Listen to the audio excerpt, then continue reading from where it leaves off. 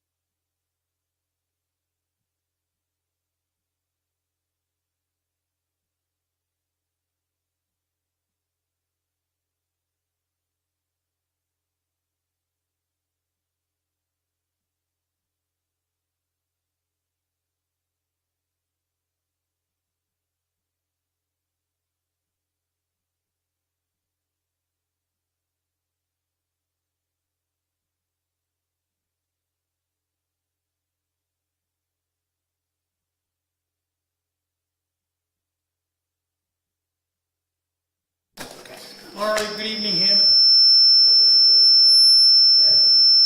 Is that handheld? Handheld, where's that handheld? No, that was off. Hey, Mark, is that handheld near you? No, It that's, sounds like they're so loud.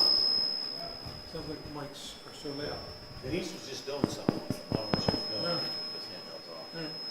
Is that...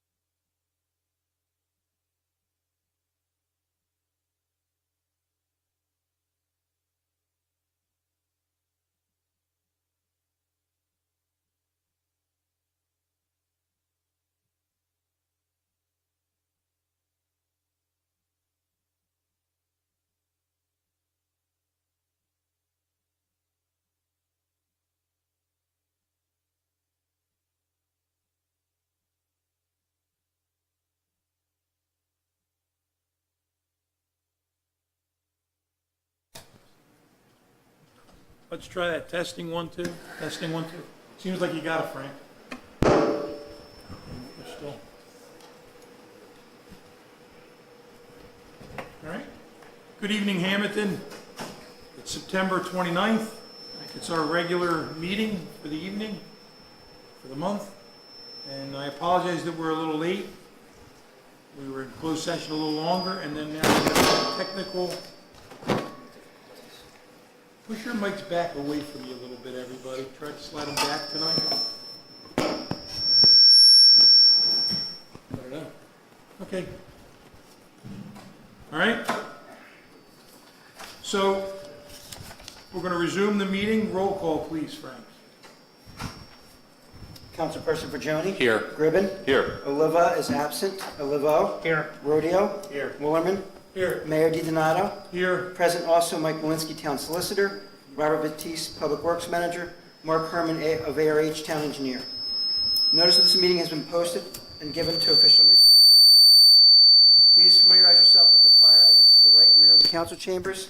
Please do not proceed beyond the front benches without the mayor, from the mayor to do so. Also, each person who wishes to address council will be allotted 5 minutes. All rise for the pledge, please.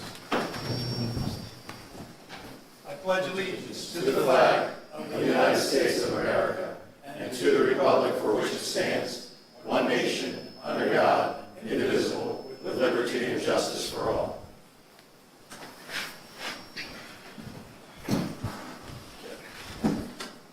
Try this. Right. First opportunity for the public to be heard on action items only. Could you turn that volume down a little bit? She's doing the phone with Kevin now. All right, let's see. Action items only. If you'd like to come up, please come up to the mic, please.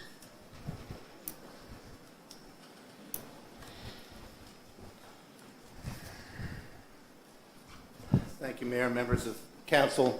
For the record, my name is Dan Bachalis. I live at 115 Bachelor Lane in Hammonton. I am the current chair of the Hammonton Environmental Commission as well as the Hammonton Lake Water Quality Advisory Committee. As you already know, I'm hoping that you'll approve a resolution of support for a letter of interest in a DEP program that will provide free consulting services to do a feasibility study regarding the formation of a stormwater utility with no obligation to create that utility as a result of having done the study. I've been asked to read a couple of letters of support that members of the public have given me. One is from Robert Resch, who lives on the lake. He's also a member of the Lake Committee. The dear council members, I serve on the Lake Committee for the Town of Hammonton, I've been on this committee for my 15 years tenure as a lakeside resident. I have found it amazing that we've been able to see after the lake, the jewel of Hammonton, with no budget. One thing I've been aware of and troubled about is the lack of concern of the stormwater management system as it relates to the lake. Storm drains are not clean. Some of that water never makes it to the storm drain. It is instead bypassed through eroded areas in the roadway. DEP is offering to give us a hand.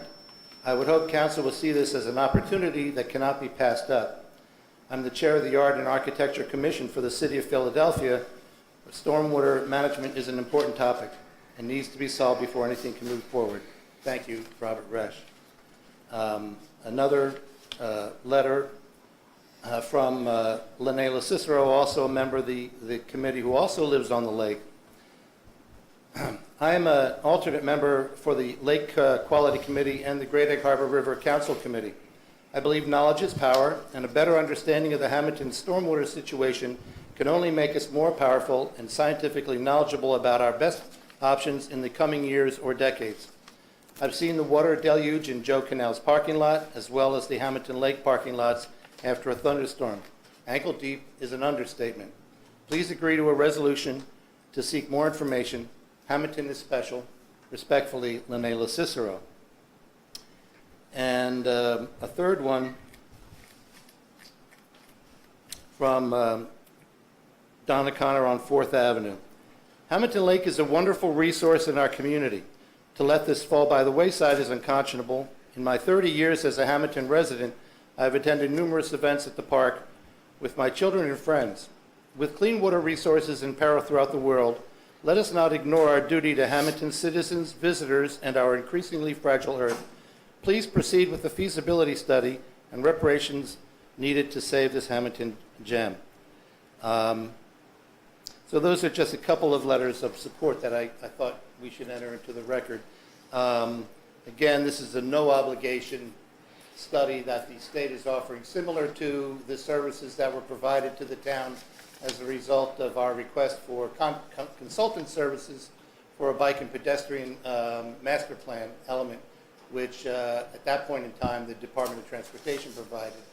DEP is offering a similar service, and I hope we see our way to accepting it and going for it. Thank you very much. Thank you, Dan. Thank you very much. Anybody else from the public like to be heard?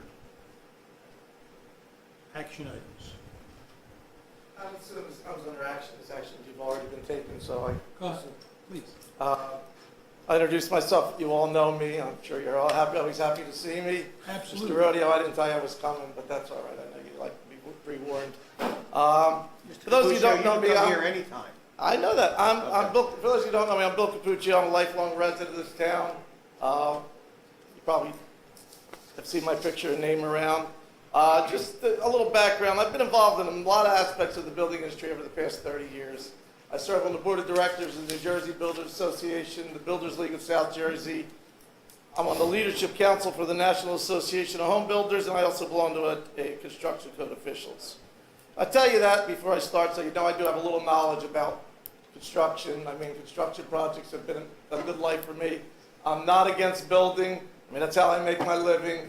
Mr. Mayor, we both, sorry to say both. I just have a few things that I want to go over with you tonight and just make some concerns known that have been passed on to me. On the morning of the election in November, the mayor was gracious enough to call me and wish me luck before we counted the votes, and he ended saying, the people of Hammonton get what the people of Hammonton want. I'm sure you remember saying that, Steve. I'm here tonight to tell you that there's a lot of things going on that the people of Hammonton are not happy about and don't want. I commend the mayor for giving out his cell number to everyone for them to call him, but though I'm not an elected official, my phone rings constantly, and it amazes me that people are calling me up and saying, well, why is this going on? Why is that going on? And I say, listen, I can listen to you, I can pass your concerns on, but you have to talk to your elected officials. In the past 2 months, we've seen you have 2 special council meetings, and the concerns that were passed on to me was there was no notice. One was like the Friday before the 4th of July, and the meeting was after the 4th of July. And the question we all ask is, what was the hurry with these issues that were brought up? Without the public really getting a lot of advanced knowledge and knowing what was going on. and a lot of it had to do with redevelopment projects.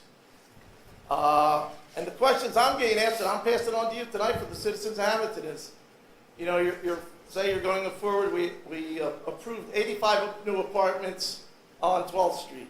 We're talking about a redevelopment project on West End Avenue and Washington Street. Has there been any study to the impact of what it's going to do to our school system?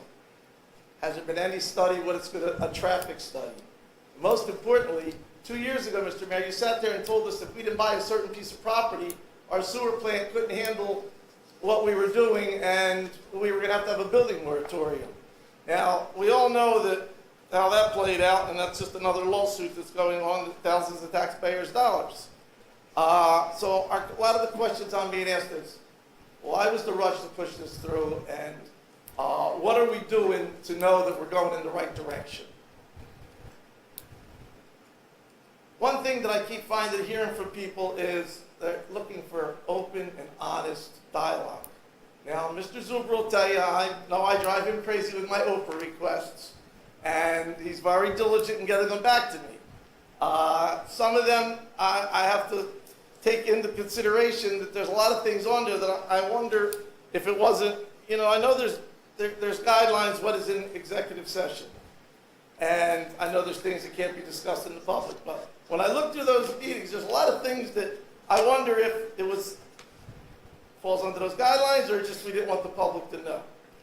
And just as a little side note, I looked through from March to June's executive session meetings, and no offense to Mr. Zuber, listen, all due respect, but, and I apologize to Mr. Woolerman because when I read the minutes of the meeting, Mr. Woolerman wasn't there, Mr. Girallo was. When I look at the attendance in the meeting, there's no mention of Mr. Woolerman being in the meeting. So I don't know if you knew that, but, and if you don't, I have the copies here, and every month it shows Mr. Girallo being president. We all know that Mr. Girallo serves as the county clerk now and hasn't been on council since January. So these are things, just little things that come up when I see these. Obviously, that's just a misprint. I'm sorry, Frank? Obviously, that's just a misprint. No, okay, like I said, but when I look at March, April, May, and June, and I see Girallo president, Mr. Woolerman not, it just gives me cause for concern. I got a call last week from 2 different people. Like I said, I don't know why they keep calling me. I tell them to call the mayor, but there seems to be concern about our ambulance service in town. With our contract with Atlantic Care, there seems to be like real delayed response times, and I don't know what our contract is with Atlantic Care about their response time, but someone told me that there was an incident where they waited over 30 to 45 minutes and a EMT from Hamilton Township showed up. So I think that's something that there's some concern, and I've heard 2 or 3 other people tell me they had the same thing, an accident where the tow truck had left and the people were still waiting for the EMTs. So I don't know what our contract is with Atlantic Care or whether that's worth looking into, but these are concerns that are brought to me and I'm bringing you here tonight. Now, let's get back to redevelopment. You know, you're talking about the 11th, I know you talked about the 11th Street project. And I remember reading the article in the Gazette saying, well, we haven't talked to anybody and we're just, you know, going forward. Well, correct me if I'm wrong, but wasn't that the same property that was contaminated and we couldn't build the town hall on? Just going back a few years, and I know that was a real hot political issue at the time. And though you haven't spoken to anyone, and last year when I started my campaign, a friend of mine is a developer who I spoke to, and he said, I've had a lot of meetings with the mayor already, and he told me wait till after they get the new redevelopment plan. So we just want to know what's going on. People want to know ahead of time, and there shouldn't be any secrets. They want honest and open dialogue. That's all people are asking for in this town. I heard the concept about, you know, the feasibility study for the stormwater study and all that, and that's all well and good. And maybe, you know, I know over the years we've had a lot of issues with the lake that we need to correct, and a lot of people have had a lot of ideas, and, you know, it comes and goes. But anything that comes with a cost to the taxpayers, people are concerned about their taxes. And as I was reading this week, it reminded me of a quote from Ronald Reagan who said, the most terrifying words in our language is, I'm from the government and I'm here to help. It scares people a lot. So I'm not going to take any of your time because I know we have freedom of speech here, but I know we're limited to 5 minutes in Hamilton. So I will tell you that all over the state, people are starting to pay attention to what's going on.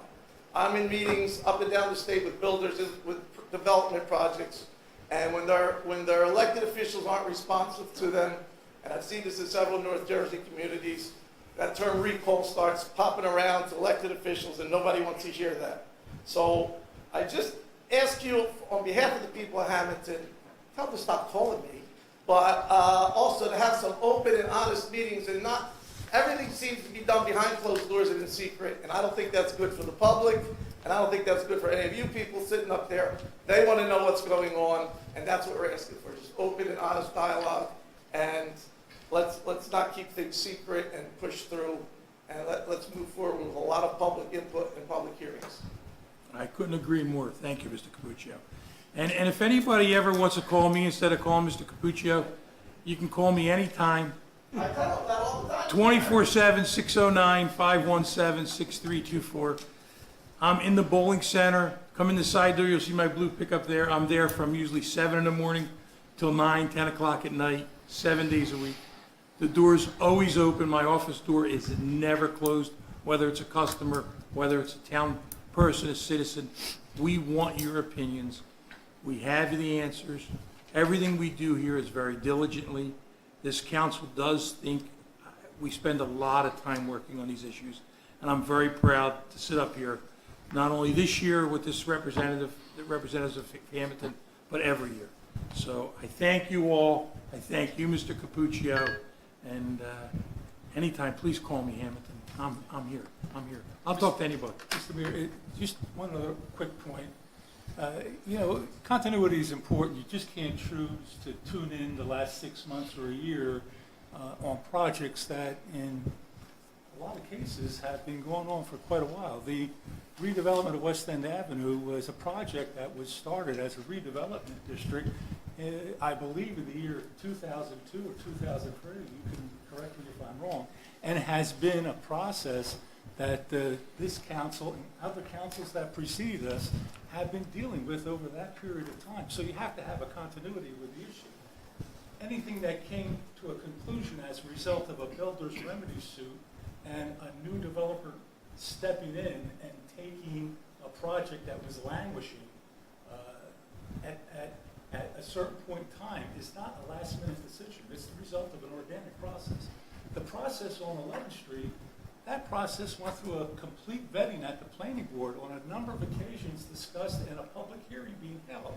The designation of that as a result of a recommendation that came from the planning board is the result of a long process. It didn't happen overnight and in a minute, in a last-minute meeting of council.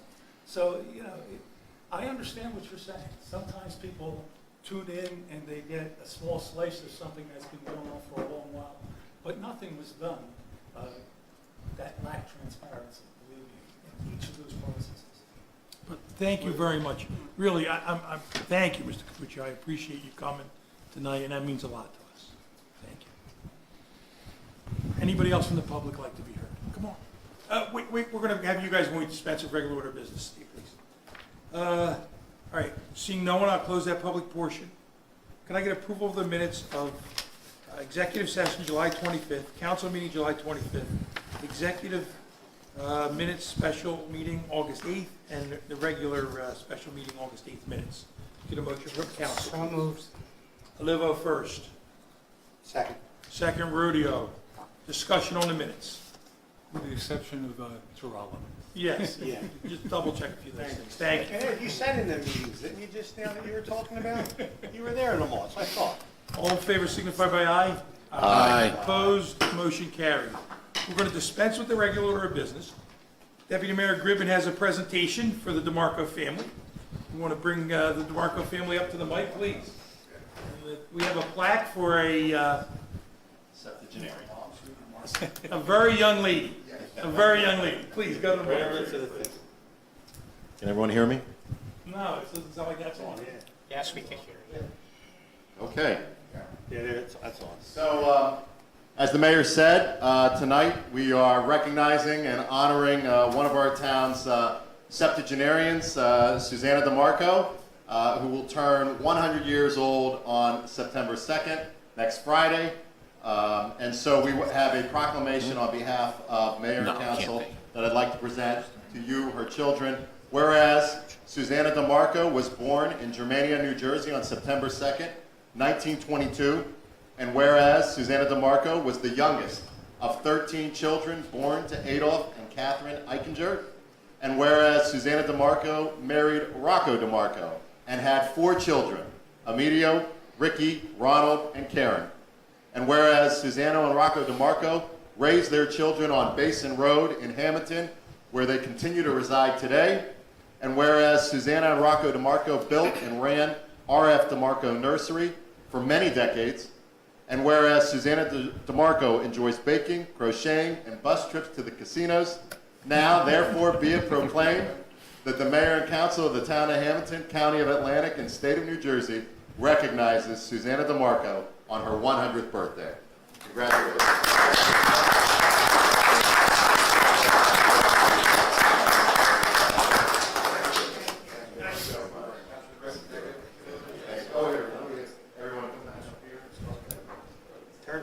Turn towards the camera. That's it. There you go.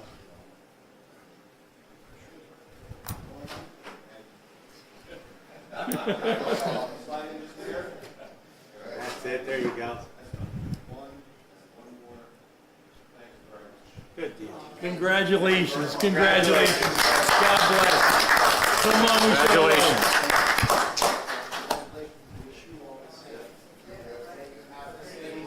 All right.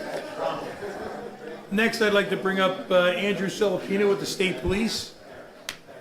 Andrew's instrumental in doing a project at the VFW on 8 Harbor Road. They want to do some work in the basement, and they'd like to put up a pole barn, a garage, to be used to go ahead, Andrew, jump in. Yeah, sounds good. No, you're not talking. Andrew. Well, thank you everyone for having us here today to kind of talk about our project and our goal going forward. Like the Mayor said, I'm Andrew Filipino. I'm the president and co-founder of Troopers United Foundation, which is affiliated with the New Jersey State Police. My name is Harry Carney. I'm the Senior Vice Post Commander at the VFW 1026 out in Kansas. Hopefully we can see what happens with Andrew and his guys and get this place going. Before we talk about the project, I just want to tell you a little bit about Troopers United Foundation. We're a registered nonprofit 501c3 charitable organization. We raise money for all first responders and their families going through a tragedy or illness. We accomplish that mission by hosting fundraisers and events, as well as sell related merchandise on our website, troopersunited.org. So we're going forward here with the VFW. So we were able to establish. Let me back up for a second. Excuse me. So Troopers United Foundation, since 2016, has raised over $500,000. Okay? The Colonel of the New Jersey State Police has chosen us last year to lead in the Centennial Celebration. So during the Centennial Celebration, you might have seen a lot of State Police presence at parades, different community events, Memorial Day celebrations. And the reason why is during our celebration, we visited the VFW, spoke to the post commander, just to actually get a historical marker erected on the property. For those that don't know, the VFW location was the original State Police barracks and headquarters of the State Police back in 1921. When speaking with the post commander, we learned that the VFW is in trouble.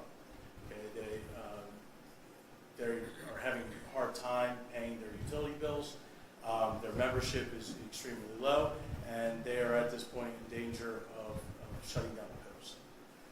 Once we learned about this information, Troopers United decided the historical marker is not what our mission should be at this point. Is to save the VFW As we're growing as an organization, we need a home to operate out of. So we contacted a lawyer and developed a contract so we can go into a tenant-based program with VFW where we could share this building. When taking a tour of this building, it is in pretty bad shape. It has foundation issues. So our contract can't start with VFW unless we can occupy the building. With that being said, we contacted South Jersey trade unions, and we were able to get their support so they can give us apprenticeships so to help us renovate the property. So going forward, we actually, this is kind of what our vision is. So in these booklets, you'll see what the New Jersey State Police worked out of when it was the Raleigh Hotel back in 1921. The building has had a few fires and is now what you see today. You also see what our vision is, and some of that vision is to erect a Veterans Memorial, put up a pole barn, like the mayor said, do renovations to the building. So this is going to be a location where Hammonton can be proud of. So our main request here today is we're requesting a waiver of site plan approvals, permits to proceed with renovations as we work with these trade unions that are offering their services to little to no expense. So talking to AJ Bernardo, the troopers are going to take the basement, correct? Yes, the basement and then the pole barn areas and share the upper half of the building. And AJ was fine with it as long as they got all permits for any remodeling they're going to do in the basement. But if the pole barn exceeds a certain amount of square footage, they would like to move forward a little quicker to get this to be their home. And AJ said that he would, if the council approved it, for this, since it's a non-profit, he would work with them with all permits. But he wanted council's approval. Is that why it's before us? Yes, sir. Yes, sir. And then it won't go in front of the planning board, since it's a non-profit, and they're just basically just doing the basement and this one area where they're going to put a garage, and the garage is going to be used because they sell merchandise, correct? Yes. And you want to put a trailer and a vehicle in there? Correct. So one of our main ways that we raise money is to sell merchandise, and we have a shipping and receiving operation.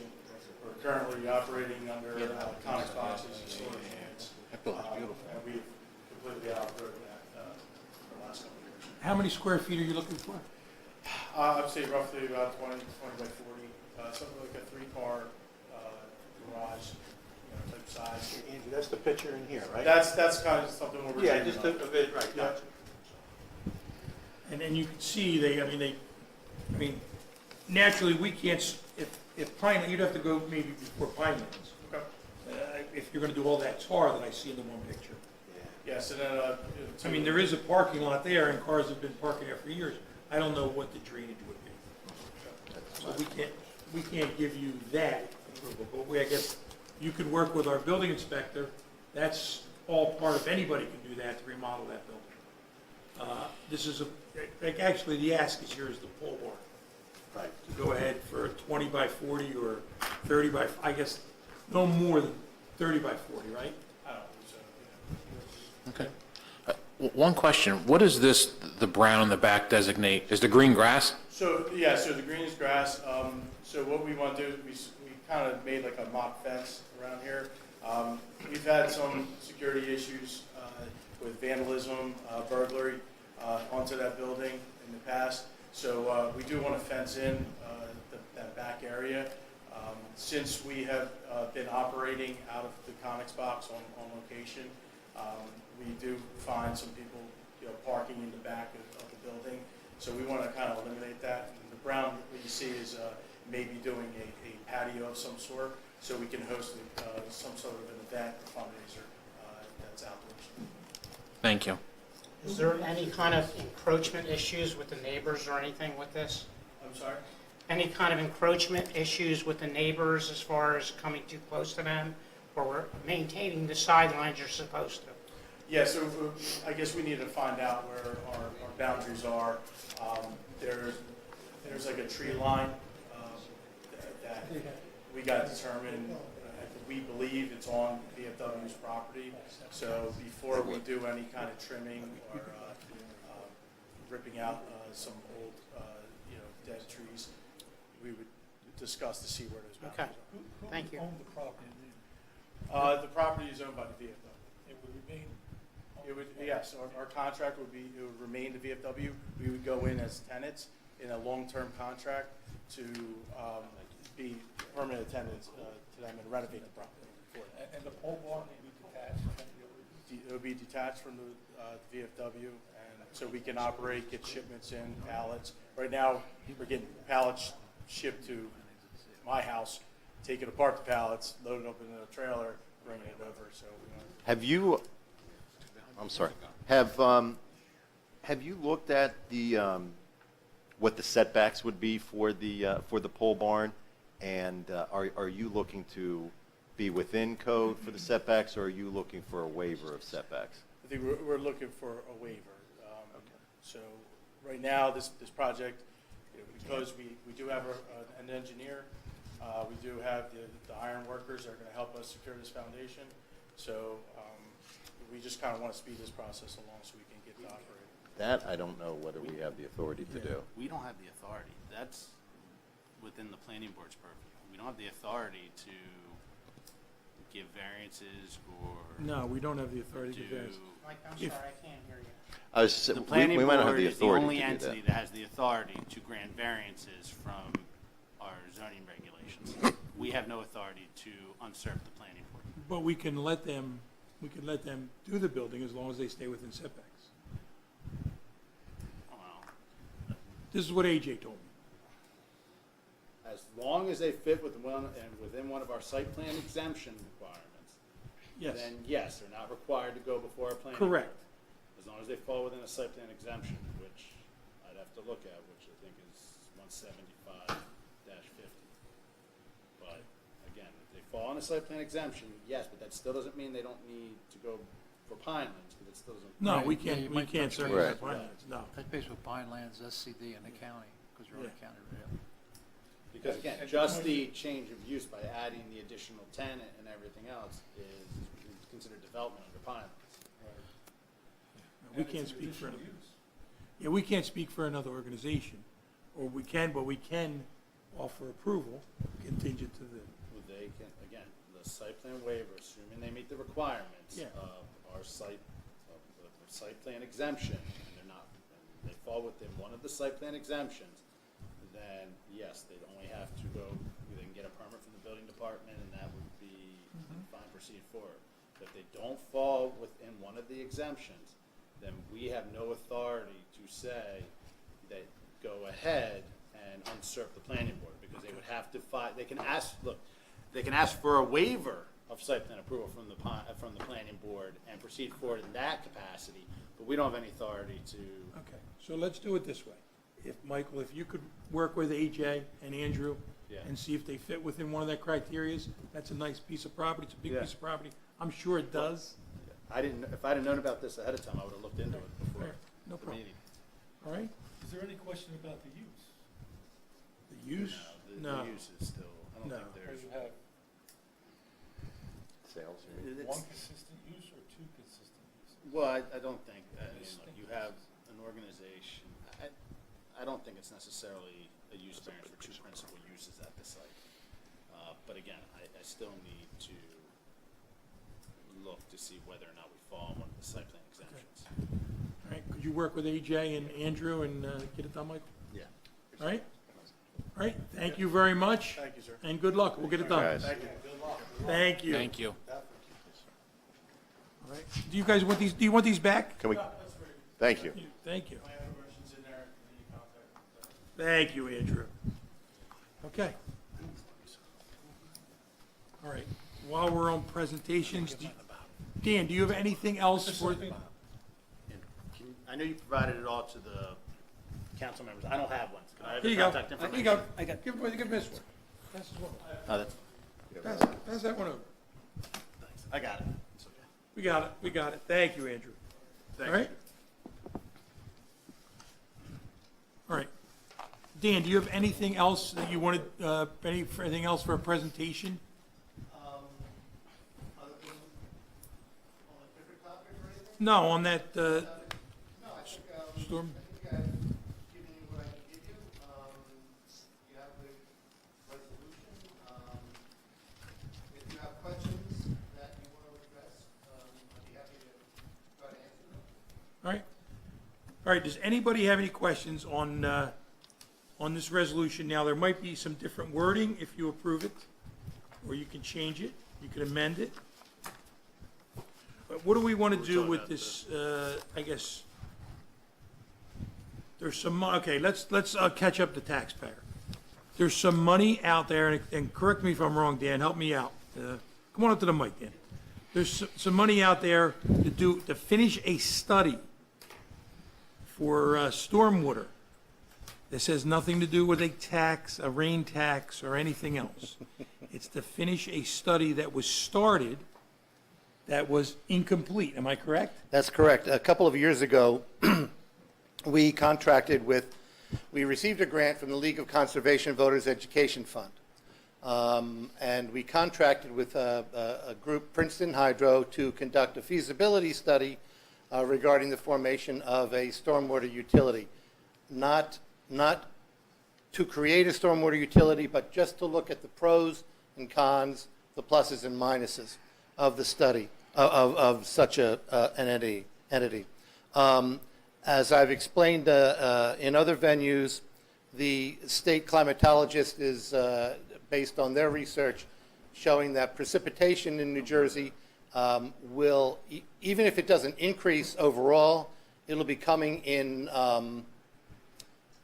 fewer events, so that we'll get more rain in fewer events, which will lead to increased stormwater flooding and such, which we've already begun to see around Hammonton. In order to deal with increased stormwater flooding and other management issues, the Department of Environmental Protection is making available $10 million, $11 million or so for not only the formation of stormwater utilities, but also other technical assistance. One aspect of their programming, currently open to entities around the state, pardon me, is the provision of free consultation services to complete a feasibility study. One of the priority groups that is included under that request for letters of intent is are entities that have begun a feasibility study but could not complete it due to lack of sufficient funding, which is Hammonton to a T. There is no obligation as a result of conducting such a feasibility study to actually create the utility, and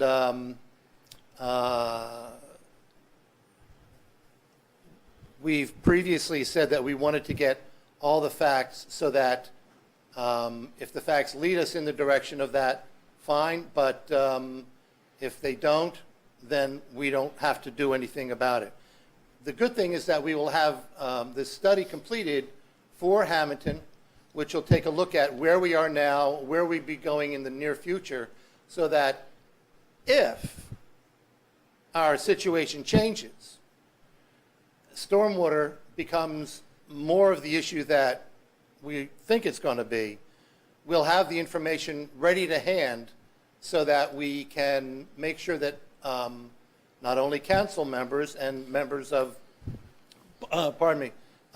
town hall offices, but all the residents in Hammonton understand what the facts are, plus and minus, pro and con. And all of that information will be made available to us for free through this consultant service from DEP. And I have a resolution in front of me. make one suggestion? Go ahead. In the second to the last paragraph, that, where it says to create such an entity, let's put in there to create a stormwater utility. Does not obligate the town to. Well, the last paragraph from the end says, whereas mayor and council with the support of Town Hammonton Lake Water Quality Advisory Committee desire to take advantage of the opportunity presented by NJDEP's current offering of no stormwater consultant services. No cost. No cost. No cost, Excuse me, no cost. Yeah. I'm reading too fast. Understanding that the completion of a feasibility study does not obligate the town to create such an entity. Rather Correct. than such an entity, How about spell it out? stormwater utility. Yeah, and we could have Mr. Malinsky look at this and even dot a few more i's and cross the t's, but it's a feasibility study that does not obligate the town. That's very important. That does not obligate the town to move forward. Mr. Mayor, Yes, before we move on that resolution, yes. is there an opportunity to propose a resolution in the alternative, at least a motion? It's council can do whatever you'd like to. Part of the $10 million to be distributed by And DEP. talking to the mic a $2 little million is for stormwater utility feasibility studies. There is a $1 million pot of funding for technical assistance for resiliency planning. Now, I don't know if the people are aware of it. We have been designated by DEP to move up from a Tier B community for stormwater management regulations into a Tier A, which is going to require the town to move up quite a bit in terms of what we are responsible for doing in order to obtain the permit that is required to move up into Tier A. There is $1 million on the table for resiliency planning and technical assistance. I would propose that instead of going in the direction of applying to DEP for the feasibility study on the stormwater utility, that we spend the time on dealing with what's in front of us in terms of requiring the requirements to meet the obligation to move up into Tier A, which are going to be rather complicated. You may have to do both. Well, you may have to I think we should be focusing our efforts there first, because the deadline approaching to get that permit is pretty close. So I would consider that as an alternative course of action. I'm not sure that this is an either-or situation. A couple things. I'm sorry, Mr. Machado. Yeah, go ahead. A I'm couple sorry. things. Just to piggyback off what Mr. Willerman said. Public Works received an email last week from New Jersey Conference of Mayors. And it talks about exactly what Mr. Willerman talked about. There's 104 municipalities that are currently Tier B stormwater utilities. All 104 are getting moved to Tier A. There will no longer be Tier B. So our stormwater management will be more complicated as a result of moving from Tier B to Tier A. The last paragraph of the email, and I think this is very important for everyone to understand, it's titled Financial Assistance from the NJDEP, and I'm going to read it. It's a short paragraph. It says the department, meaning the NJDEP, is planning a grant program to help reassign municipalities with this transition going from B to A. It is planned to be similar in nature to the grants that were offered to Tier A municipalities in 2004 when the program was first created. It is anticipated to be available later this year. There are also grants currently available for stormwater projects and technical assistance available for resilience planning and for stormwater utilities.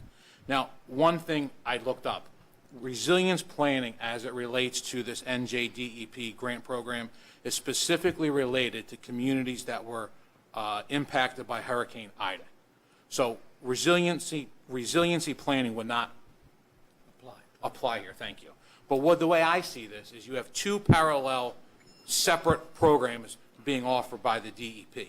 One is to take the work that's necessary to go from a Tier B stormwater town to a Tier A. We need to apply for this grant and get this money. I have the change. It's about, it's both sides. It's 14 pages of changes. So as Mr. Williman said, there's a lot that goes on to get us from B to A. That is something we need to do. In my opinion, to take money or to take consulting services from the state for something to create a stormwater utility that we've already discussed in May that we don't plan on doing, I think is detrimental for a couple of reasons. Number one, I don't want to take money or resources away from a town who actually needs this feasibility study. You have towns down the shore that have major, major flooding problems where I think maybe a stormwater utility would help them. You also have communities like in Somerset County. If you look at Bound Brook, they have a river flowing right through the middle of their town, and I think they need help. And I wouldn't want to take resources away for something we're going to do a study and at the end of the day say, no, we're not going to create a utility authority, which is a taxing entity at the end of the day. I would rather go to DEP and get money so we can move from B to A. I think that's where our priority should be. That's where our focus should be at this time. Last thing I'll say, all 104 Tier B municipalities are moving to Tier A. I looked it up. There's only 3 in Atlantic County that are B. Us, Estelle Manor, and Mullica Township. So all 3 of these communities will be Tier A. All other municipalities in Atlantic County are already Tier A. So we need to focus our efforts to move from B to A and not focus our efforts, in my opinion, to take, whether it's money, grant, or labor, or consultants, to create something I don't think we have the intent on creating anyway. So that's my 2 cents worth. Well, following what Mr. Forgione said, absolutely. Anytime we reach out for a grant, we always have intentions of using that grant. And I have to go along with what Mr. Forgione said, that if we don't really have intentions of going forward with that program and creating a new tax, because that's what it would be, then I don't think we should go ahead with it. That's my opinion as well. I mean, I'm for reaching out and getting as much money as we could for grants, because I'm even going to propose one tonight. But in this particular case, I think we have an alternative measure to look at, and I think that's where we should go.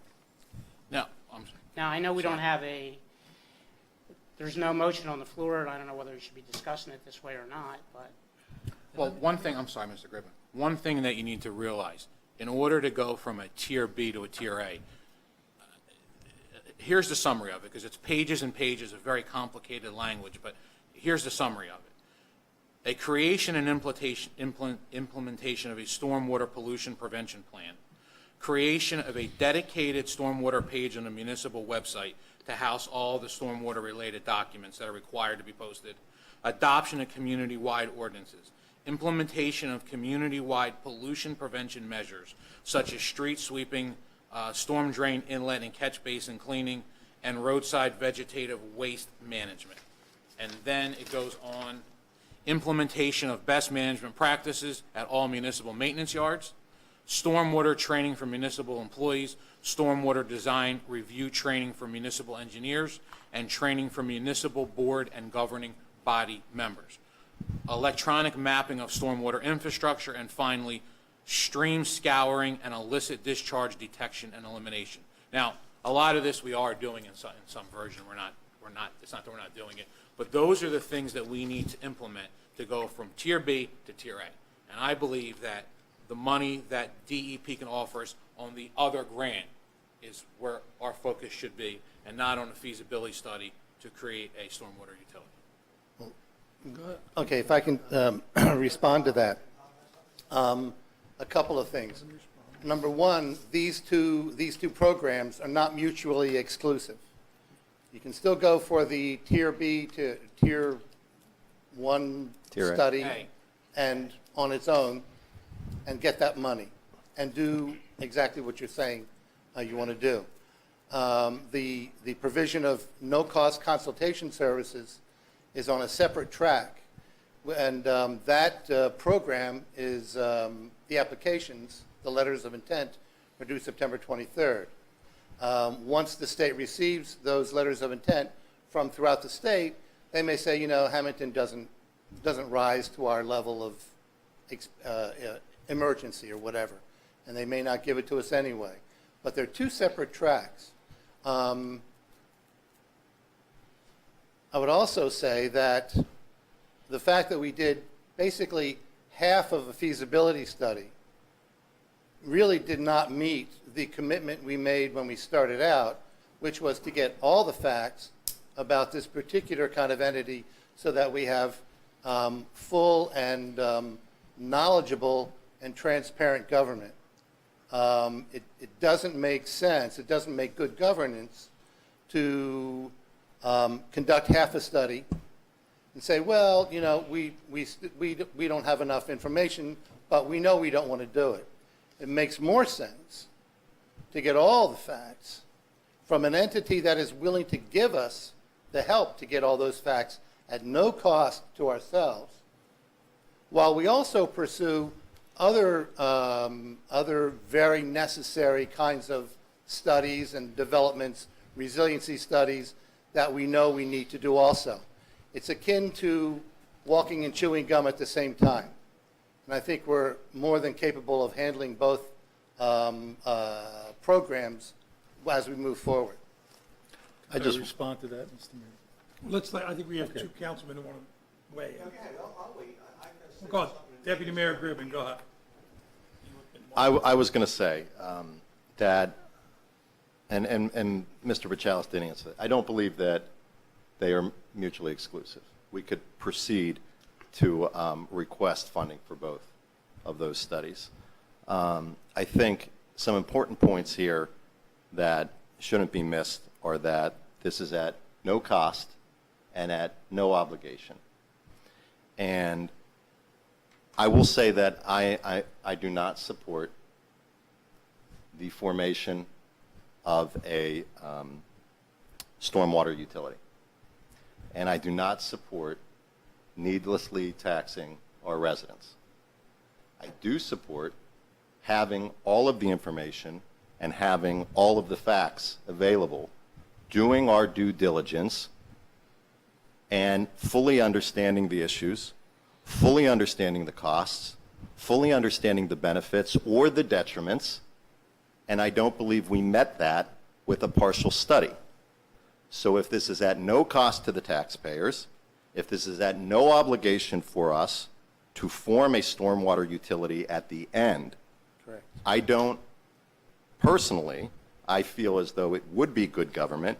We had a resident just ask us at the beginning of our session here, has there been any study? This would be a complete study that would allow us to be able to effectively communicate to the residents of the town whether this is beneficial or whether this is detrimental. Does this create needless costs, or what are ways in which the study could benefit us without creating a stormwater utility? Exactly. That's my feelings. In response to that, I would just say this. You might suggest that the Princeton Hydro study was an incomplete feasibility study. I would suggest to you that we heard enough information from that, if you were doing a diligent hearing of the presentation, to understand that it is going to be a costly program to implement, just in terms of the institutional infrastructure that's going to have to be created. A whole new Edmunds accounting program in order to do the billing, a process of determining how impervious surface, if that's going to be the determining factor that's going to drive the billing and charging of residents the fee for contributing into the stormwater utility.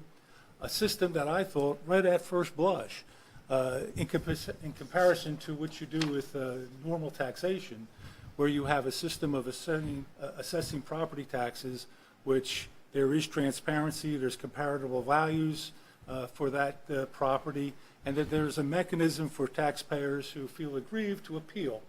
All that remains very ambiguous, and I think almost impossible and impractical to implement in trying to determine how you charge residences, whatever their appropriate fee would be for the stormwater utility participation. I think just that facet alone of the institutional infrastructure that would be required, and how much energy that would consume in terms of the resources that would be raised through the system, just to operate the system are going to consume a lot of what you raise. And that's going to be a benchmark on how much more you would have to raise to actually get the rubber to meet the road to do something, to implement strategies that and projects that would go to deter that. I understand that stormwater is a major issue. It's a major issue in New Jersey where a great percentage of it is urbanized to an extent that we will never realize in Hammonton. Hammonton, of the 40 square miles, a good third of that is a park. Another third of that is an agricultural production district. A smaller percentage of it is in a forest district. Of the 28 or 30% that's remaining, it's the Pinelands town, much of which is built out. We're talking about only sporadic infill development. Most of the infrastructure to handle storm water is already built. And in the areas that do remain, you have to consider the environmental constraints that would allow that property to be developed, whether it's a wetlands or a wetlands buffer. I think you're fighting a war on the margins with a stormwater utility in the middle of the town. You're not going to dig up all the infrastructure and replace it. You can't undo what's been done. An example, I had a discussion with Bobby when we tried to redo 4th Street. The major drainage on what was diversively called the Bellevue River, we were prevented from doing anything that would alleviate that because the existing infrastructure, regardless if it needed to be replaced, we were confined to having the runoff not greater, or the stormwater system not greater than what was pre-development conditions on the road. So the result was you've got a situation that is practically the same as what it was before we improved the road. I can't see how you would substantially change that, quite frankly. How are you going to go and back in a built area infrastructure that should have probably been in place prior to? And that's I don't see where we're going to get that much out of it. Thank you. And maybe If I may- that's true. Let me answer another question on that. Is that all they're saying is let's get some more information so we can make that decision. Also, if you look at various improvements that when there's a good rain event, the calls come to either the mayor or comes to Frank or myself about drainage. At least if we look into something and do a feasibility, it does not obligate us to anything, but at least we have some more answers to respond back to the people, saying we went through this process. It's not going to be beneficial to the town, or maybe it is beneficial to the town, or maybe we look at using it a couple years down the road, but we'll have some information to make that decision logically, as opposed to I think this is going to occur. So we'll know better whether our think process right now is justified, or whether we get more information to form a justified response. Councilman Rodeo? Yeah, I'm going to say this because I'm not as engineers or lawyers or intelligent as all you people, but I'm going to say it in layman terms like I know. I've been sitting here for 12 years, been around this politics for 17 years. Like they were just saying about the Bellevue River. We tried, and we went back to the state. There's a gentleman sitting in the audience right now. Go up 206. Across from the 206 market, there's 55-gallon drums sitting there where that creek runs north that takes 60% of our water. We have went to the state and begged the state, please do something, try to help us. And my Tom, up behind your house, your neighbors, this winter we had our PWTC men in that creek for 4 months pulling out wood and stone. Did we get any help from the county? Nope. Did we get any help from the state? Nope. So when you get done with these studies, what are we going to do? Because the state is going to do nothing, zero, as far as I'm concerned, because they've showed me nothing so far. Scott and his men go in that creek, bust their ass day after day. Okay. I'm right, Mayor. Am I right or wrong? All right. They bust their butt. Well, I'm sorry. I'm going to say in layman's terms. I'm not a lawyer. I'm not intelligent, but I know common sense. I know common sense. Well, let me And say Tom one. will tell you about his neighborhood. Yep. If he wants to. I do. You're absolutely right. We've So asked, where are we we going said it with here all in these meetings. Studies, year after year, study after study, year after year, money after could be put into that ditch, making it wider, make it bigger, and get the water out of town. No, we're gonna do study after study after study. Okay. No, I'm done. That's it, Mayor. All right, thank you. Thank you, Councilman Rodeo. Mr. Pachalis, I think you had something on. Well, I did. I just wanted to respond to something that Councilman Woolerman raised. And he's right in that we do need to develop a rate structure that is fair, equitable, transparent, and appealable. And we do need to suss out the organizational changes that would need to be made in order to facilitate billing, collection, and whatnot, et cetera, et cetera. All of those elements would be part of the feasibility study. And it can't be entirely impossible because there are over 1,700 stormwater utilities in 41 states around our country that have already gone through that process. And a feasibility study, provided at no cost to the town, would provide us with that information, which we were not able to get from the earlier study. So the earlier study did not really provide us with enough information to make a rational, good governance decision about this particular issue. There's no guarantee, and I'm not going to stand here and say, gee, when we get done with this study, you guys are going to want to do it. I don't even know that I'm going to want to do it. But I think it makes absolute sense to get all the facts first. I spent over 36 years working for the state in the Department of Human Services, providing direct services, social work services, doing regulatory administration, conducting investigations, developing contracts, $60 million worth of contracts throughout the state, administering probably some $200, $300 million worth of capital projects over the years. All of those decisions were based on facts. So I'm a fact-based person. I don't want to make a decision without the facts. I hope that you don't want to make a decision without the facts. And that's all this does, is get us the free services to provide us with those facts. At the same time that we can go and ask the state to help us with resiliency planning, or that we can go to Sustainable Jersey, or probably back to League of Conservation Voters, or 10 other funding sources to get funding to actually implement resiliency projects, so that the creeks that are blocked by a bunch of junk, trees, wood, whatnot, are cleared properly and revegetated as they need to be, that are opened up properly, so that we can actually do them. A resiliency study will help us give us a roadmap for some of that stuff. A feasibility study for a stormwater utility will give us all the facts so that we're not just jumping off the cliff because we don't like studies.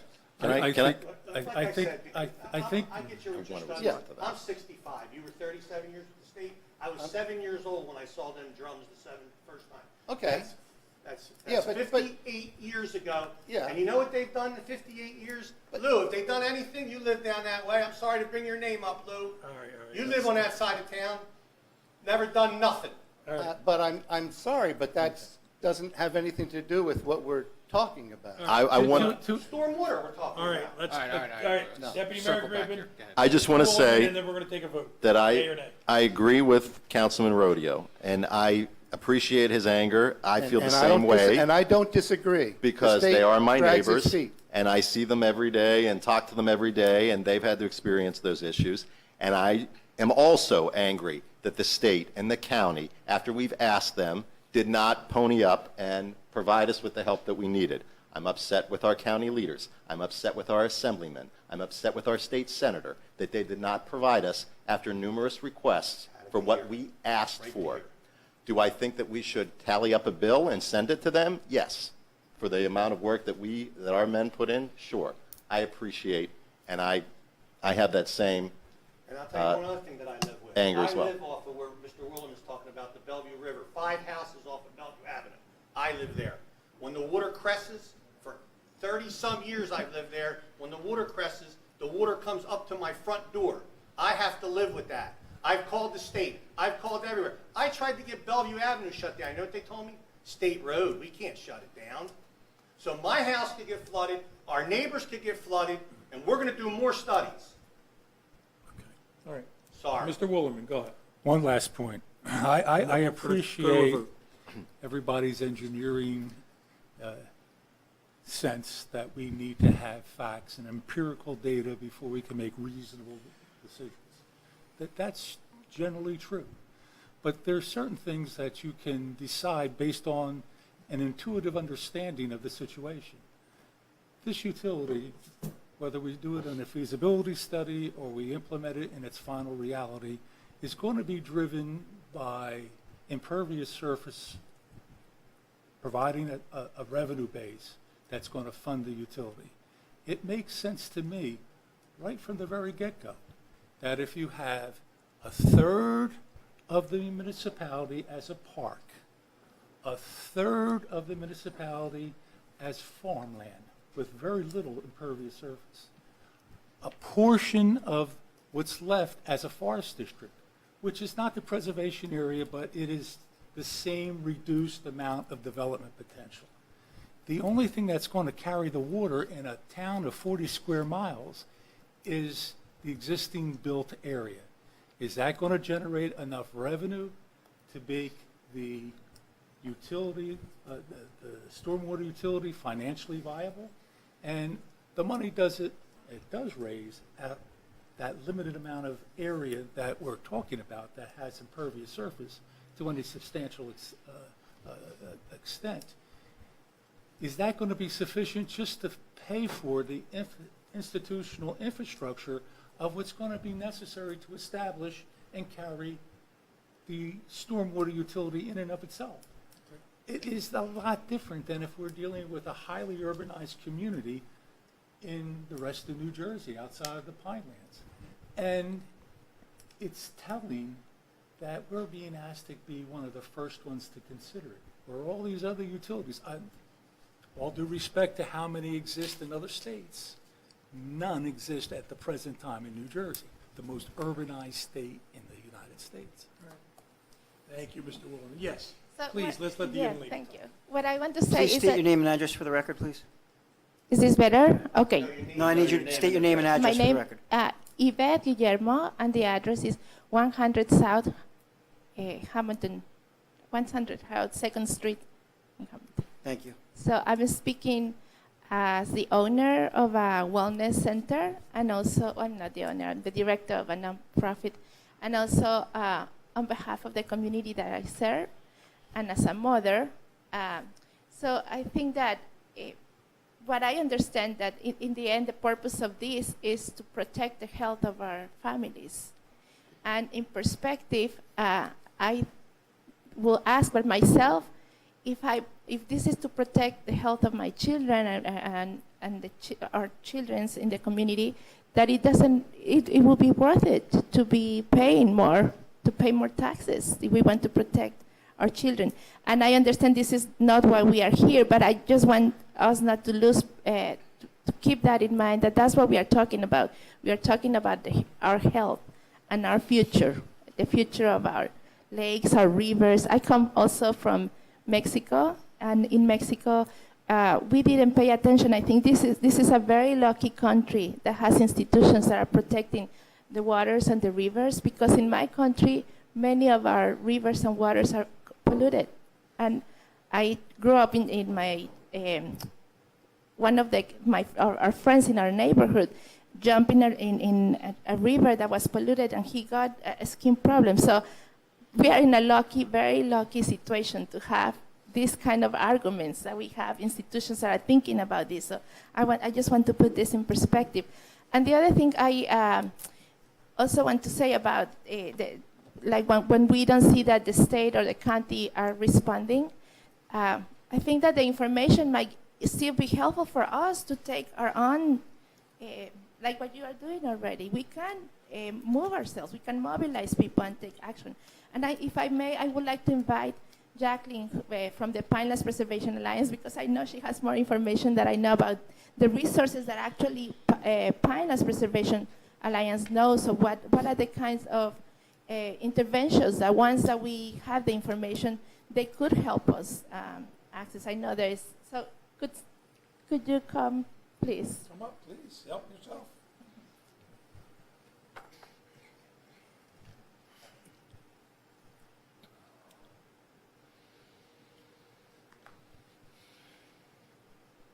Jacqueline Rhodes, Pinelands Preservation Alliance. And I did plan on speaking, but now that I'm here, I just wanted to address the funding question about where money is going to come from when you do studies. I totally agree with you. Studies that amount to nothing are a pet peeve of mine. I agree that sitting paperwork on a shelf, so why did we do this in the first place? And so from my standpoint and my organization, that's why we try to get funds to help implement things. And so with funds that we receive, we help to build rain gardens, green infrastructure to help stop stormwater. We will continue to apply for grants to help towns do that, regardless of what Hammonton does or other places do to address stormwater. Obviously, that will help. We will help, like, just learning about the canisters. Shoot, I'll go to the deputy commissioner myself in the next meeting to talk about it as well. We want to be a partner. We want to be able to find opportunities, take advantage of them. I understand the state may only give money right now for a study. But from what we hear and in the fine print we have read, that those towns that take advantage of this study will then have access to implementation of some of that study. Not necessarily utility, but implementation. It's fine print. Most people actually don't know that it exists there. I didn't know it was there. It was actually New Jersey Future that told me that that would be the case for particular towns. And you're right, Hammonton is the only one that has actually taken the first step. So I say, pat yourself on the back. Why not be a leader in a whole state of places that have more impervious surface? But guess what? If you do it right, and you're taking all that information in and trying to get as much money to benefit your town, take advantage of it, because you don't know when the next money's coming from. You don't know what's going to happen next. But if you're ranked up there at the top, when those opportunities come, I mean, who wants to turn away free things, right? So in any case, regardless of what you pursue, we will still be here. We will still try to get other money that might help you do the projects that you need to do to address when you have floodwaters coming up to your ankles, when you have canisters, in your river. That should not happen. Absolutely 100%, without a doubt. And so, like I said, we'll be back when we have some grant money to actually do those projects, and we will advocate for you. And I think you should definitely be proud of what you've done. There are places that are considering it now, after what Hammonton has done, Camden City, Willingboro, many other places up north. But, for Hammonton being, the capital that it is for the things that we know and love, why not be a leader for all these other things? And we always talk to other towns in the Pinelands about Hammonton being an example. You've been the leader for so many other things. Why not now? And I'm happy to answer any other questions. Thank you very much. Thank you. Could I ask the solicitor a question, please? Go ahead, please. Okay. Could we be assured that the way this resolution is written, that we're not obligated to create a stormwater utility? You're not obligated. We're absolutely not obligated, and that they can't blow up in our faces, so to speak. Under this resolution, you're not obligated. I do have, if you proceed forward, there are certain changes that I'll state on the record that I would like made to the resolution so that we adopt a modified version of it, but you're not obligated to Okay. go forward Michael, you might have to talk closer to your mic, I'm sorry. You're not obligated to go forward and implement the stormwater utility. Okay. All right? All right, what do we want to do here, gang? We have two things that were brought up, right? We have this, I think we owe it to a vote to both things. We don't have anything on the record for the Yeah, we don't, there's before no, we go into a first and second. Yeah, there's nothing. Let's give it a number. There's no, what's, would this resolution number be? 124. Okay. All right, so this would be resolution number 124, 2022. The changes that I would propose, if you agree to move forward and we get a first and a second, are as follows. The first whereas paragraph I would remove completely, which says, whereas, just so we have a clear record, whereas the proper management of stormwater is a major and growing concern within the town of Hammonton and throughout the United States. I would take that out completely. The fifth whereas paragraph, I would take out the language that says before deciding to establish or forgo the establishment of a stormwater utility. So now that fifth whereas paragraph will read as follows. Whereas the mayor and town council of Hammonton are desirous of having a complete record of data and pertinent information and consider it prudent good government to ensure that they and the residents of Hammonton have a full understanding of the issues, requirements, costs, and benefits of such a decision. Can we add or detriment? Yes. Cost, detriment, and benefits. Right. You're removing and striking the language before deciding to establish or forego the establishment. Yes. Speak right in their mics, gang, so everybody hears exactly what. Any questions regarding those changes? Could you repeat the second one for everybody? Just read the paragraph as it would be. Okay. Right. As it would be, as corrected, it would be, whereas, comma, the mayor and town council of Hammonton are desirous of having a complete record of data and pertinent information and consider it prudent good government to ensure that they and the residents of Hammonton have a full understanding of the issues, requirements, costs, detriments, and benefits of such a decision.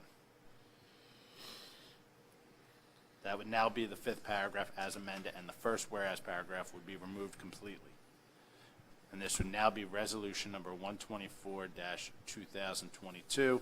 It would be in support of an application to the New Jersey Department of Environmental Protection's no-cost stormwater consulting program to have them do the feasibility study, and it would not require the town of Hammonton to implement the stormwater utility after they have this study done. Can the eighth whereas, Yes. the final whereas, Yes. the final Go ahead. state obligate the town to create, eliminate, or strike such an entity and replace with a stormwater utility? Yes.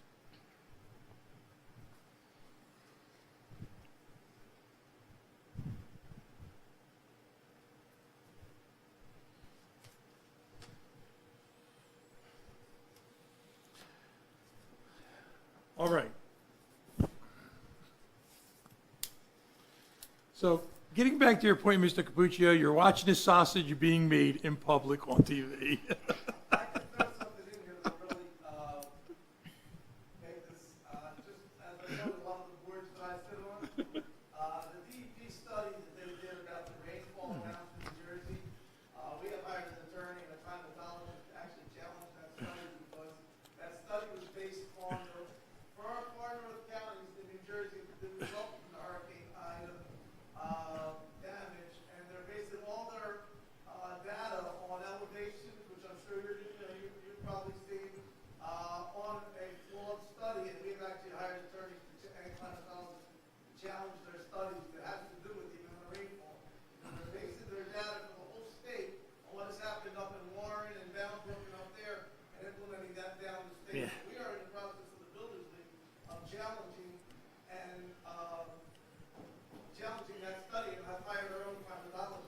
Thank you, thank you. And that's where the dollars go to, all up in North Jersey. Okay, all right, so with that, let's acknowledge, first of all, let's acknowledge Assemblyman Teresi just walked in the room. Am I allowed to speak? Yeah, please, I knew you when I saw you walking in. My phone lit up. So I understand there's a bill you want to send me. That I'm not doing my job as a Hammonton resident and a state assemblyman. No. I just want to, this is what I was just told.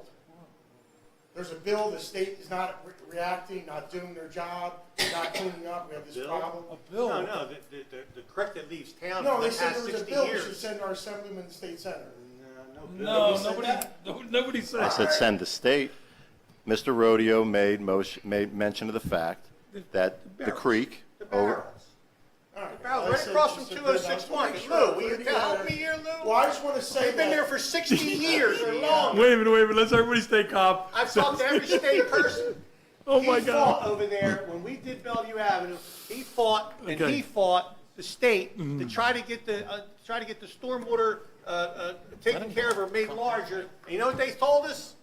No, we ain't Okay. doing Well, I that. just want to make sure. How many years ago was that, Ed? How many years ago right. now?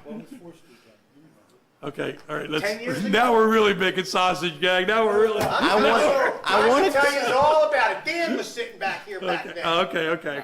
I want You to sat on address council what he's then, asking didn't you, about. Dan? All right. Did you sit Can on I- council then? Can I address All what he's right, asking about? one person, wait a Fourth minute. Street got done? All right, Sam, one at wait a a time here, minute. gang. Let's Yeah, you don't know go. now. All right, wait a minute. Your phone likely lit up because of something I said in response to something Councilman Rodeo said, talking about the creek. And we spent money for Scott and the men to do that cleanup back there. You acknowledge that that occurred. Yes, and Mr. Mayor, did I or did I not? I had the state come out there, I spoke with Sam, I spoke with Councilman Forgione, to do whatever we can to clean up. And no help I ever got- came though, Michael. Yeah, but I thought they did, we're trying to do it. Well, Okay, well, I can't speak for how many years in the past. Yeah, that's September right. 11th, I was sworn in. Or, I'm sorry, January 11th, I'm sorry about that. It's been a tough week. And I didn't say you in particular. I didn't say just wanna make Mike sure- Teresi. No, Because I nobody. don't want the resident to think that I mean, I have put in more hours than I could ever possibly imagine. And we with this appreciate job that. to help this town and do what I can. And I want to make sure you guys, I'm here for the town of Hammonton. Nobody was Whatever saying- we can do to fix this. Yeah, nobody So was. I just want to make sure, because Nobody was. I think somebody. told, I think what we have is now we have sausage being cooked here, and we think somebody's making gravy and stirring the pot. Nothing was said okay. that Assemblyman Teresi and the state are not doing their job as far as the last 6 or 8 months. But that's Hammonton. It was. We're talking about. You should know better We're than talking that. about. We're talking about barrels that go back years, and maybe storm sewer equipment that wasn't put in, knowing how far the town was going to be built. Right. Well, So it's honestly, it's no fault of anybody, even the person that installed it back then. They figured, well, if the town grows, they'll change it. Unfortunately, the state or the town never changed it, and that's why we're here today. Well, Okay. and wait, just to leave everyone with this, because it is important to acknowledge this. I had talked to Assemblyman Teresi several times, and if you're going on the White Horse Pike out of town, on the right-hand side, right after Oak, the state came in there, they dug out that ditch, they packed it with riprap. We went in with the vac truck and vacked the inlets on Oak, and all that water, although it's not the Cedar Branch stream, is moving where it's supposed to move. So that is a project that is definitely got complete. All right. We're very thankful. My for comment, I Cedar Branch. Okay. I thought everything Until that then, was I ain't done voting for nothing. was done. If there's anything else, please let me know. Thank you. All right, so. Well, we are going to need some help getting parts of Cedar Branch stream cleaned. Not For sure. parts. All Well, the way to Tabernacle. there's parts that. Not parts. You know, if it was up to me, I'd just go in there to back home and bring it out. There's- I was 7 years old, please. Yeah, what are we doing?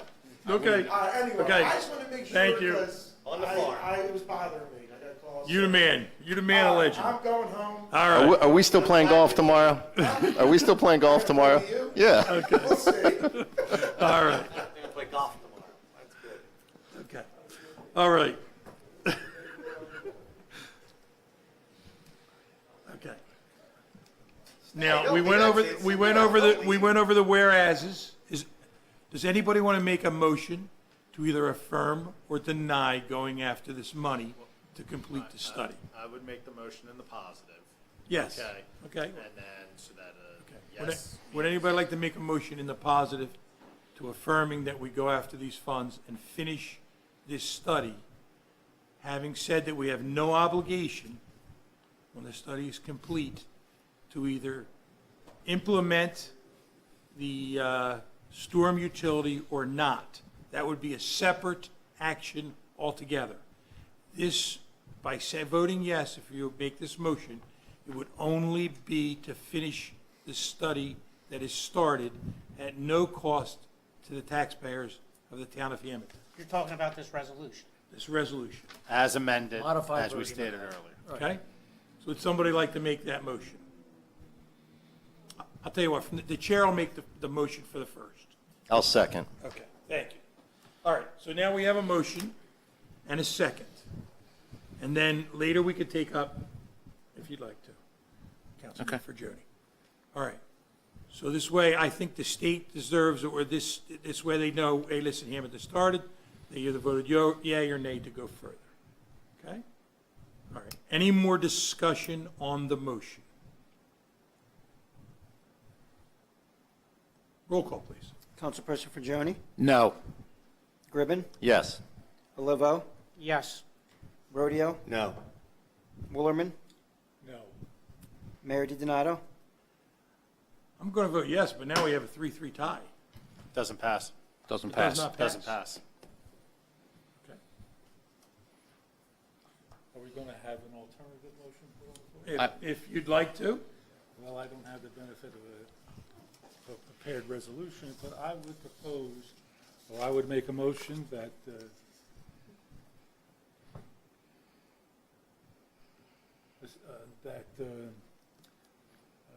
in light of the fact that Hammonton has been moved up into a Tier A stormwater management area from a Tier B, and considering the fact that the state has certain money available to assist the town in completing the requirements necessary to fulfill the obligation of that designation.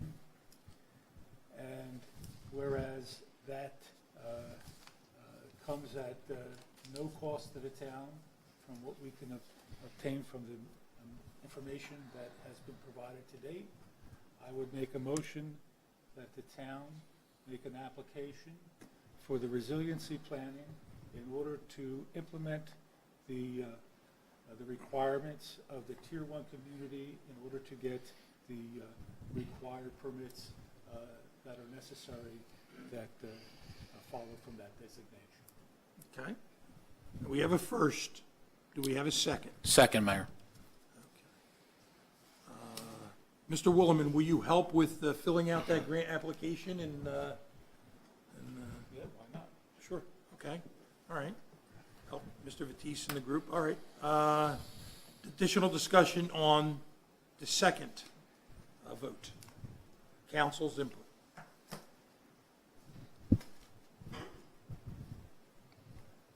Seeing none, let's take a roll call vote on that. Councilperson Forgione? Yes. Gribbin? Yes. Olivo? Yes. Rodeo? Yes. Woolerman? Yes. Mayor DiDonato? Yes, motion carried. Okay. All right. So we made some gravy, we made some sausage, now we're moving forward. Thank you very much. With that, you have a Resolution 113, Capital Budget Amendment. And just so you know, Mayor, with this is an FAA grant for the airport of $504,955. And there's also a state match of 5% of $27,888.05. There's a grant involved with this. The portion that's for the municipal airport, it's the construction rehab of taxiway A. And I'd like to add to that, I want to thank the FAA. They have, we go out to Harrisburg every year. Past couple of years, we've done Zoom, of course. Good night, guys. And the people out there, Lori especially, she's done a tremendous job for us. She actually didn't think that we would be getting this much money, but we are, and I want to thank them for that. And it's a great taxiway rehab that's going to be done. And I know we just have to match the 5% as the state does 5%, and the FAA got us good at the rest of the grant. So it's a good project down the airport, and I want to thank them out there for fighting for us. All right. All right. Do we have a first and a second on this? I'll be a first. Rodeo first. Yeah. Second, Mayor. And this is something you could see, not just a study. Excuse me, I had to say that. All right, additional discussion on Resolution 113, 2022, capital budget amendment for the airport. Any additional input from council? This is also for upgrades to the town computer system as well. Correct, yes. Yep. This includes new computer equipment. New computer equipment. Here. Yeah, it's $250,000 for new We have computer we have a server that's 20-some years old. Yeah. Is this any part of the equipment needs that the police department has in order to? Correct. This There's a lot is, to this. we have to separate the town and, police from the rest of the, We have an ordinance as well. all right? Roll call, please. Councilperson Fajoni? Yes. Gribben? Yes. Olivo? Yes. Rodeo? Yes. Woolerman? Yes. Mayor DiDonato? Yes, motion carried. Before we go into committee reports, everybody will see that Councilman Oliva is not with us tonight. So he's taking care of some family matters, and everyone's doing fine. So we're very blessed. With that, we'll go to administration and Deputy Mayor Gribben.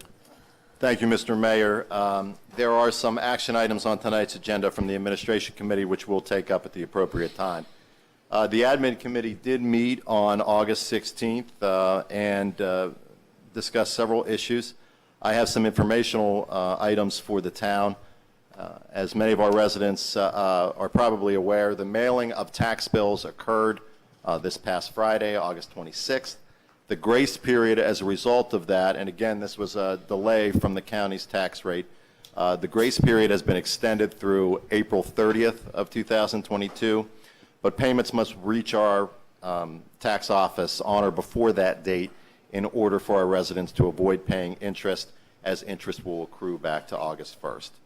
Tom, you meant to say September, Yeah, not April, right? Tom. You said April. Did I say? Yeah. It's not April. You said April. August. August, there you go. September 30th. September 30th. Extended to September. August 26th. It was extended to September 30th. Correct. Sorry. Interest will accrue to August 1st. Yes. Thank you.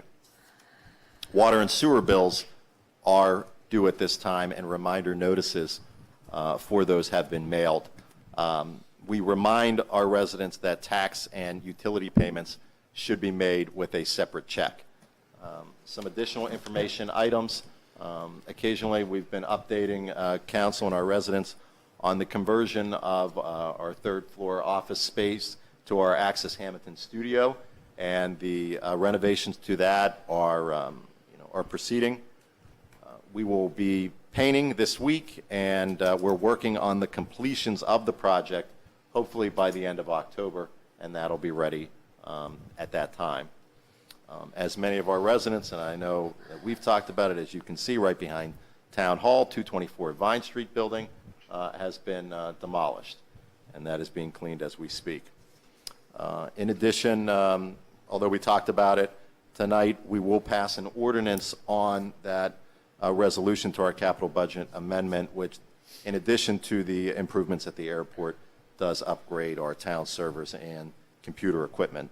That will conclude my report for this evening, Mr. Mayor. Thank you.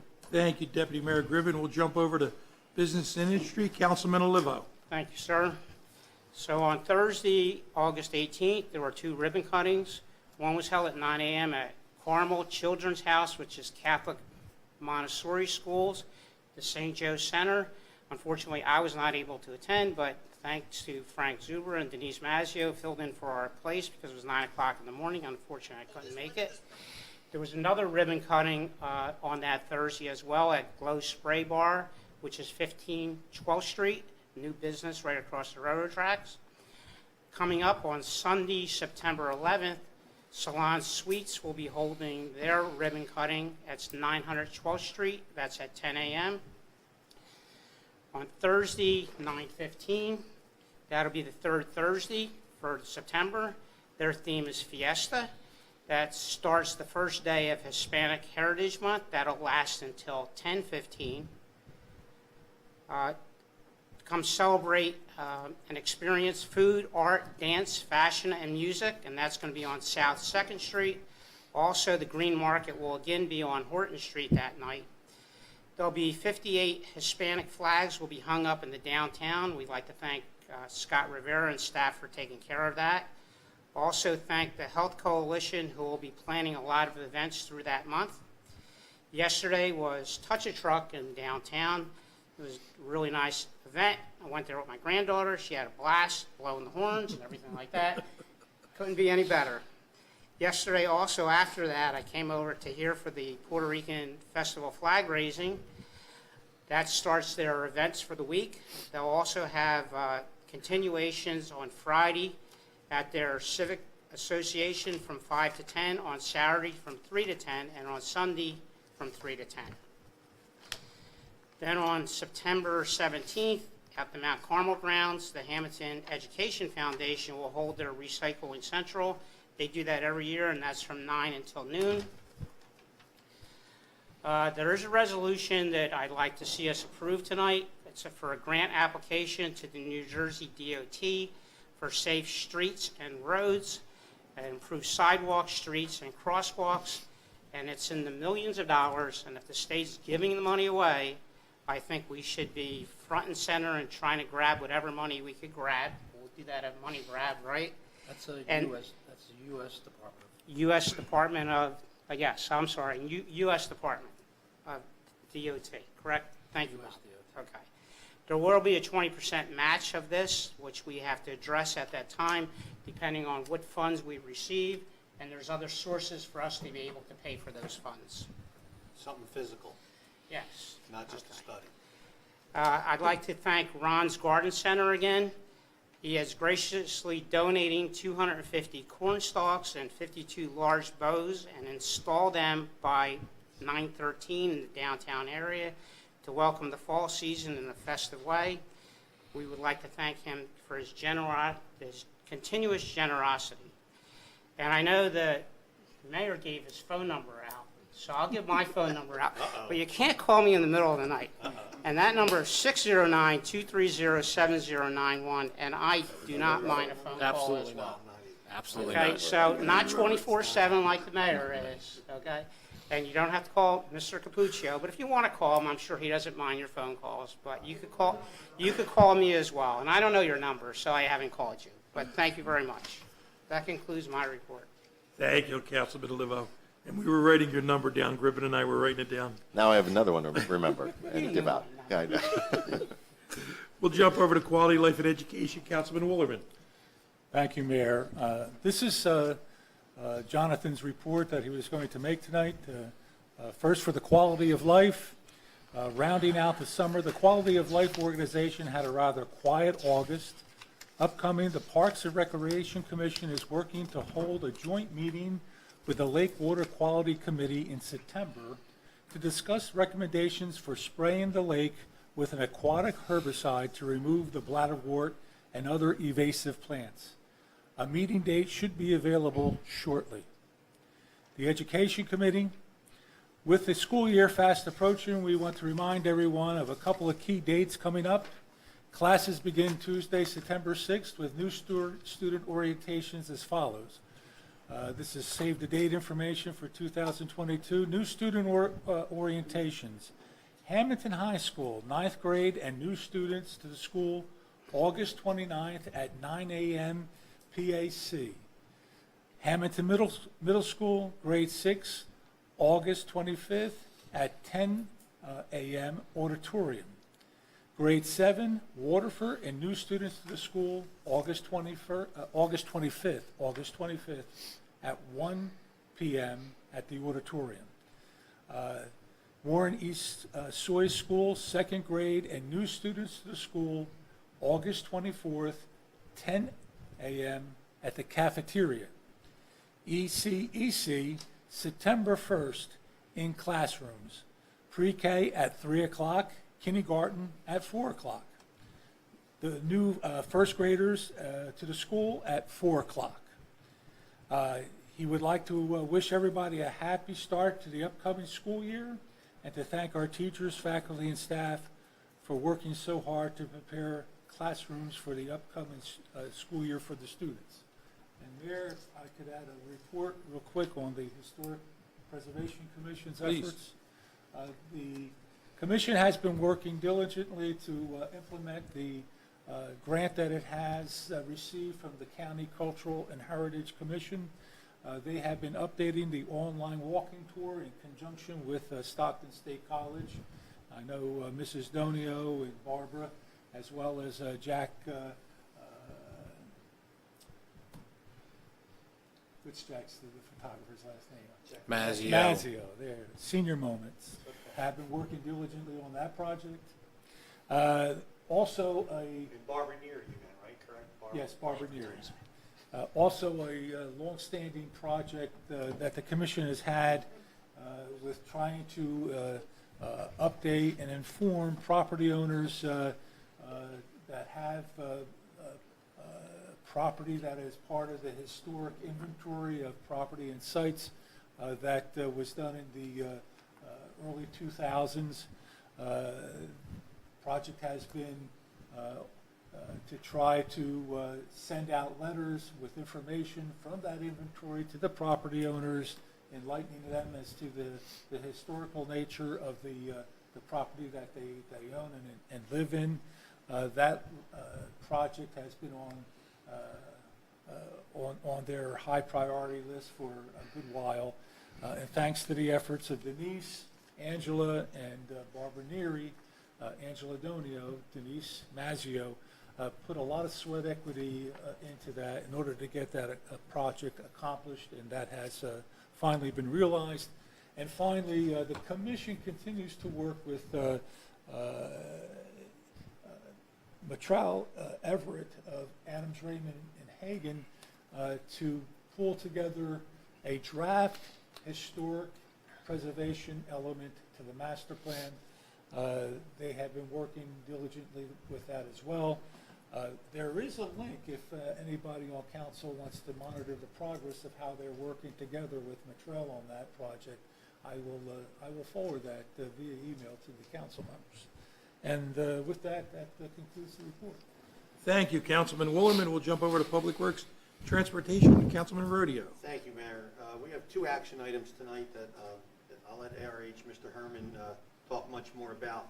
One has to do with our bike path connector. Hopefully here we can get started, and our bike path that goes nowhere will go somewhere. Hopefully it'll get done and get out to Bay Harbor Road and across Park Avenue and see how far it could go.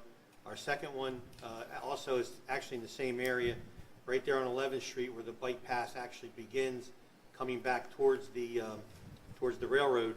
We're going to also have money for that, and there also ARH. I'll let Mark talk a little bit more about that and move forward with that action item.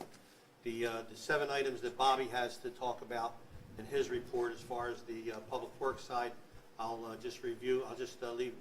I'm sorry. I will reserve my words for when he talks. If there's anything I'd like to talk about, then. And I just want to give, like I said earlier, I want to give a shout out. The guys really worked hard along Fowler Creek. Whether anybody, not Fowler Creek, along Cedar Branch. Cedar Branch Stream this past spring, and had done as much as we could do. But I'm sorry, I'm very adamant about it. I'm going to speak one more time. We need help getting this water leaving town is the bottom line. And unless we get that help, we're not getting anywhere. I'm sorry, I've done this too many years now. I've talked to too many people right on up the line, and it just falls on deaf ears. And yeah, it was 58 years ago. Them barrels were there then, and they're still there today. I'm sorry, it's the way it is. Water can't get carried out into a 55-gallon drum. I'm sorry. You don't need an engineer. You don't need a lawyer. You don't need anybody to tell you that. All right. That concludes my report. Thank you very much. We'll jump over to Water Sewer, Councilman Forgione, and then we're going to bring the chief up for a minute. Mayor, I have one action item under the engineer's report. A few updates. I actually received a couple calls this month. No one calls me, but I received a couple calls. A question came up regarding the West End development project regarding reduced fees for the water and sewer hookup. That is not accurate. In the builder's remedy lawsuit, the price for water and sewer was $4,700 to hook up. We charged $3,500 because under the lawsuit, it was going to be a bigger meter. They were going to feed like a 4 or 6 unit building with 1 meter. We're providing, so it's a 2-inch meter. We're providing a 1-inch meter. That's the difference in cost. But the hookup fees were not reduced. $3,500 is under our ordinance for a 1-inch meter and a sewer line hookup. Secondly, I just want to remind the residents, I did earlier this month, I'll say it again, please be cognizant of your irrigation. I know it's hot. I know it's not really raining. But please remember, water's expensive, and I don't want anyone to be surprised or shocked in the fall. This is not an allocation issue. Our permit, just so you know, is 590 million gallons a year. We're still going to come in probably 420 to 450 for this year. So it's not an allocation issue as much as it is. Please just be cognizant of your irrigation because it's not free. It costs money, and I don't want anybody to be surprised when you get your bill for the usage in the fall. Last thing I want to bring to everyone's attention. This is important. During the COVID period, the state waived fees for water and sewer usage, water and sewer bills. That if they weren't paid, there was nothing that the municipalities or electric company or gas company or any utility could do about it. The state retracted that, and what I want to say is if you owe money for water and sewer for the period of 2020 through 2021, please be aware, we've sent out reminder notices that this will go into the tax sale in December per state statute. We can't stop it. I would strongly urge you, if you could just pay a quarter at a time, one or the other, water or sewer, don't get yourself into a bind to put this thing into a tax sale, and it'll cost you a fortune. Because right now we have 800. Yeah, about 147. Yeah, we had 1,300, we're down to 805, I think it is. So please, if you receive a reminder notice, if you receive a past due notice, you have about 4 months to get yourself squared away. Please don't be put into the tax sale because your interest is going to go all the way back to 2020 or 2021, and it's going to cost you money you don't need to pay. Also, last thing I'll say on that topic, if you go on the town's website, there is assistance available through the DCA. There's a link. You can speak with someone directly, or you can apply for a grant through the state. But I just urge everyone to please get their water and sewer bills that were from COVID. If you have not paid, and get yourself squared away, because the amount of money you will pay in interest to a company who buys your tax lien is substantial, and I don't want to see anyone go down that road if they don't have to. So that's my warning on that, and that's all I have, Mayor. Thank you. Thank you, Councilman. Just to clarify one point on the West End Avenue development, the reason why the meters can be smaller and less costly is that we are going with a townhouse type of, or the developer is a townhouse type of structure rather than a garden apartment, and those units will be individually owned on fee simple lots, and each unit will have its own water meter and will be responsible for paying their own water bill. Correct, 100% correct. Chief, talk to us about law and order. As we're rounding the 9 o'clock hour, I'll make this quick, concise, and All right. as brief as possible. We are currently doing a grant that was funded by the National Traffic Highway Safety. We received an amount of $3,600 to do drive sober, get pulled over enforcement. We last year, in total of 2021, had 60 DWIs in our community. I bring this up because there were 2 officers that I nominated for awards through MAD, Mothers Against Drunk Driving. We have Patrolman Kyle Ambrositis, who had 19 DWIs last year, and Officer Travis Hoffman, who had 19 DWIs out of the 60 total. So these young gentlemen are doing a fine job keeping our community safe. Currently, we are up to 70 DWIs for this year. Mind you, we are in August. We have a few more months to go. So I just want to remind people that driving sober and driving clear, not driving buzzed, is a very important thing to do. It can be a very costly event for someone, not even just financially, but in a loss of life. So we just want to remind everybody that driving is something that you have to take seriously.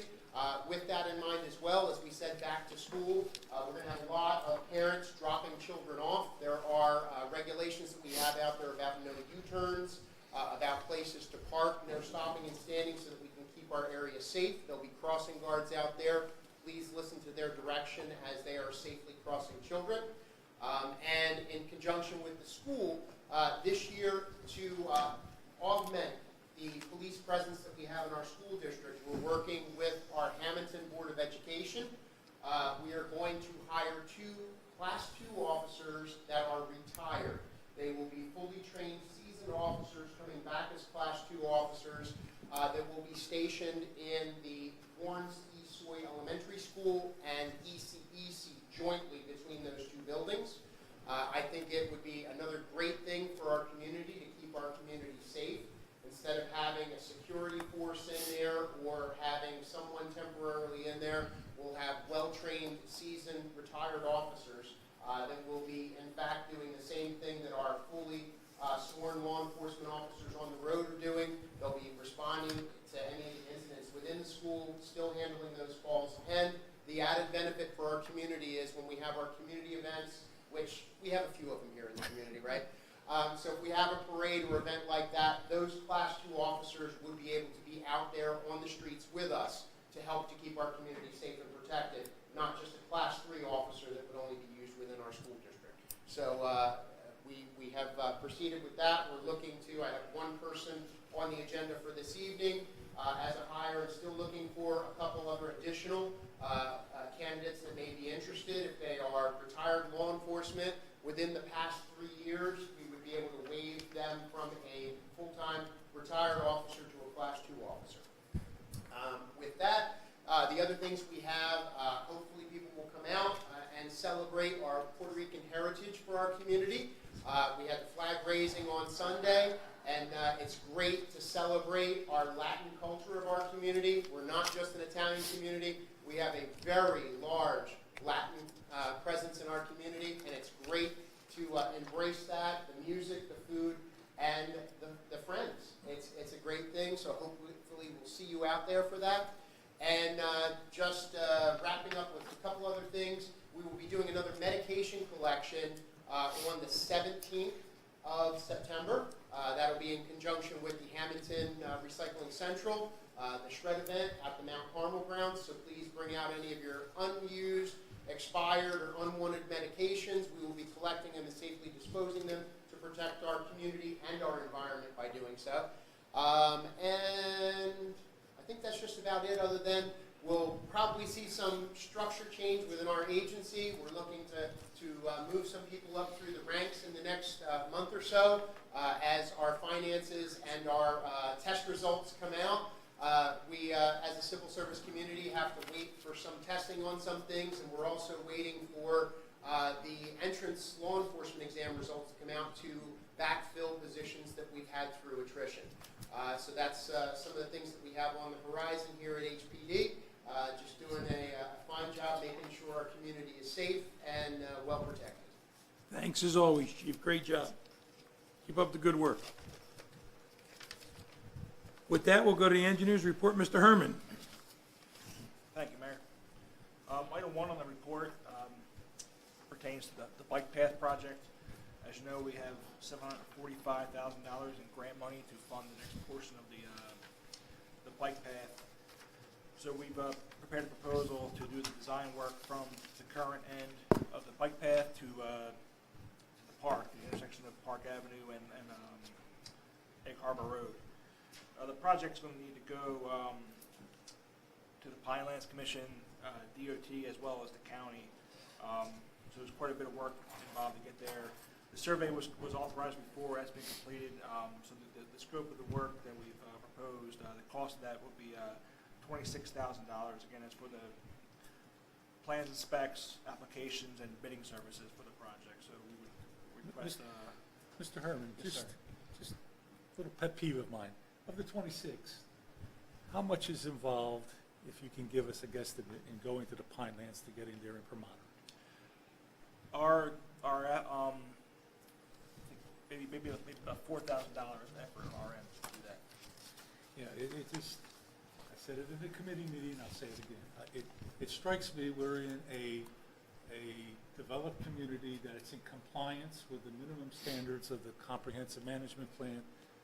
The promise of communities to come into compliance under the Pinelands plan was you would get your prerogative back as a local government to review land development. It seems that has evolved away from that into this two-tiered structure where no matter what we do as a compliant community, we still have to go to the Pinelands to get their approval. And it's costly. For people that are in the private sector to get an application approved, they have to get a development fee at the local level here, and they have to take a development fee at the Pinelands level. That's just is as the regulated public, that does not sit well with me. And I will make that an issue because every time we have a project that has to go to the Pinelands in an area of the town that's built up already, where we are in compliance with the minimum standards of the Pinelands plan in our own development ordinances, it's an additional cost that I don't think we have to pay. So I'm getting off my soapbox now. All right. Could we get a first and a second on this, please? Get Rodeo. First, please. Rodeo first. I'll second. For Joni, second. And Mayor, it should be noted that this $26,000 is coming off of the grant. And also, phase one, what needs to be also said was, when we started, we only designed phase one. Right. Phase two was never designed, never paid for. So we're doing it now. If there's a third phase, God willing, then we'll have to pay engineering again for the third phase. Additional discussion. The first phase was paid with part of the grant also. Yes, but let's hope we get another grant Yes, and have to do a third phase right down the road and go further. Yep. All right, so we have a first and a second. Additional discussion? Roll call, please. Councilperson for Joni? Yes. Gribben? Yes. Olivo? Yes. Rodeo? Yes. Woolerman? Yes. Mayor DiDonato? Yes, motion carried. Thank you. The second item is sort of related to that project, is the 11th Street sidewalk improvements. We have the town received $260,000 to do those pedestrian improvements along 11th from the current beginning of the bike path to Egg Harbor Road. This will also need to go to the DOT for approval. The cost of our services for the plan specs and bidding services for this project is $9,000, and similar to what Mr. Fagioni said, this can be covered through the grant as well. Okay. Could we get for a motion for as read, please? First, Mayor. Rodeo first. Second, Mayor. For Joni, second. Discussion.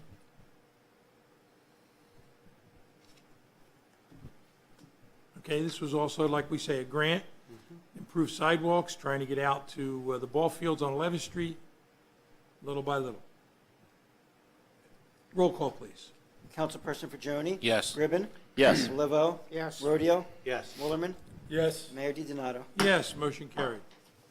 Thank you. The last item up for consideration pertains to the Route 54 water main project. As you know, Mr. Batiste was able to secure easements along 54 to let us move the water main out of the street into behind the road into the grassed areas. Our office has done all the survey work for the easements. We prepared all the documentation, which is in final review. So with that moving forward, we would have to update our plan and specs to reflect the change in location of the water main. We're also discussing a change in material of the pipe, and we also will have to meet with Mr. Batiste, Mr. DeChico, as well as the DOT as we move forward. So in order to do the required changes and have the meetings, our proposal for that work would be $7,800. And I do apologize in the report. There's a copy paste error, but it should say the Route 54 water main project. Excuse me.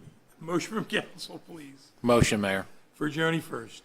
Second. Rodeo second. Discussion on the motion. Mayor, we'll cover this out of water and sewer O&E. Okay. And actually, the other, instead of just the utility easement, will be utility and access. Okay. In case we want to later on maybe construct a walking path or a curb and sidewalk. It allows us to not have to go back and amend. Wonderful. Great job, Mr. Fattis. Great job with that work. Roll call, please. Councilperson Fagioni? Yes. Gribben? Yes. Olivo? Yes. Rodeo? Yes. Woolerman? Yes. Mayor DiDonato? Yes, motion carried. Couple quick updates for our construction projects. Valley Avenue, the majority of the underground utilities have been replaced and reconstructed. We should be done the gravity sanitary sewer main next few days, and then we can hop on to the cured in place pipeliner, which that should be done. It's on the schedule for after next week, after the holiday. So once we're done that, the utilities will be done. We started doing some curb work. I'm pushing hard to get some paving done, so we can get that place cleaned up and start moving forward with the final restoration on that project. And as you can, Schoolhouse Lane, Vine Street's under construction. We're currently doing the sanitary sewer and storm sewer simultaneously, because right now they actually exist on top of each other, so we're spreading them apart, and it's going to be pretty slow going for a while as we do that, but we're moving forward with that as well. So that's what I have for tonight. Mark, two quick things regarding Valley. Yes, sir. After this week, when the kids go back to school, what's the bus access going to be like down there? We should be able to get bus access down there, but I will reach out to Miss Mazza. She's still there at the school. Yeah. Like I said, we should be done all the below grade stuff this week, so we'll clean it up before the holiday, and then we'll. I don't foresee any issues when we do the sewer lining. That's not as intrusive as opening the road, so we should be good there. And that's usually done in the middle of the day anyway. So, but I'll make sure that I coordinate with her. All right, and last thing, don't forget we talked in Public Works. If we could put a sidewalk and finish off the last house to Broadway, even if we do it on the one side. Yeah, I've already started looking at the plans, getting a revised sketch together for them. So we'll definitely take care of that. Okay. That's a good idea. Thank you. All right. Anything else, Mr. Herman? No, sir. That's it. Thank you very much. Thank you very much. Mr. Malinsky, the solicitor's up. I have two action items this evening. First is regarding a new lawsuit filed against several officers of the Town of Hammonton and the Town of Hammonton. I need seeking council's authorization to represent those officers in the town in that litigation. So moved. Second the motion. Gribben, Olivo, discussion. Roll call, please. Councilperson Fagioni? Yes. Gribben? Yes. Olivo? Yes. Rodeo? Yes. Woolerman? Yes. And Mayor DiDonato? Yes, motion carried. Next action item is I'm seeking a motion to authorize the mayor to sign the shared services agreement provided by the School Board of Education regarding the tennis and pickleball courts. As you are aware, pursuant to the shared services agreement, the school board is paying half of all costs associated with the improvements to the tennis courts and pickleball courts. Motion from council first read, please. Motion. Rodeo. Second, Mayor. Fagioni. All right, basically, we're splitting the cost. And we're going to end up with 6 resurfaced tennis courts and 12 pickleball courts. Once we go out here, where do you think the timeline, does anyone have any idea or not really? Mark, when you go out to bid on the pickleball courts, when do you think, what do you think the time frame will be to completion?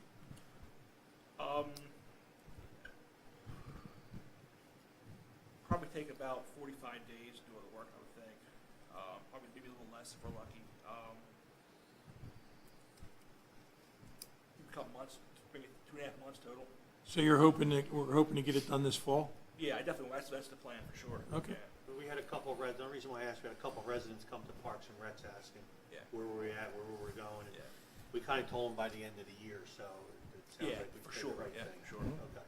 That's a couple phone calls about that, too. Yeah, right. Well, they One came about in pickleball. person, though. Yeah. What's that? They came here in person. Well, these were phone calls. There you go. That's fine, not a problem.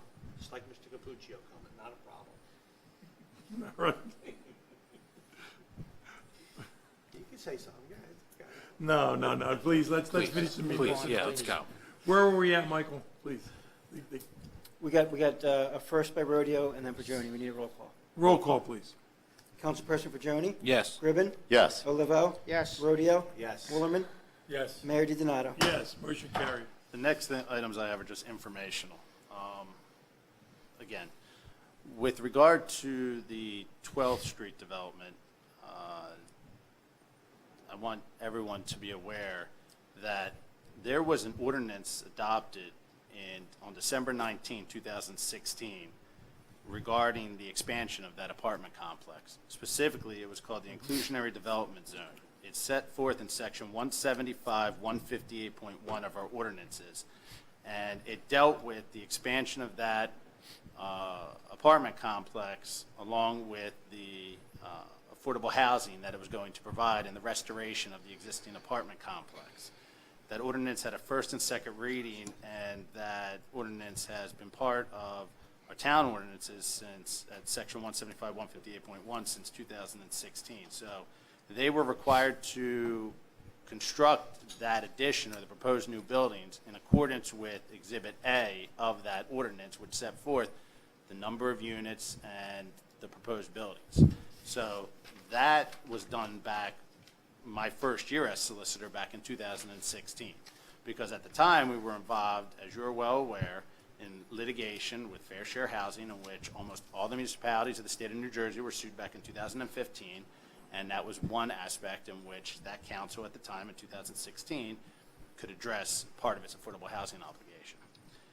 With regard to the West End development, that was actually, that area, along with not only those lots, but multiple other lots, were deemed an area in need of redevelopment.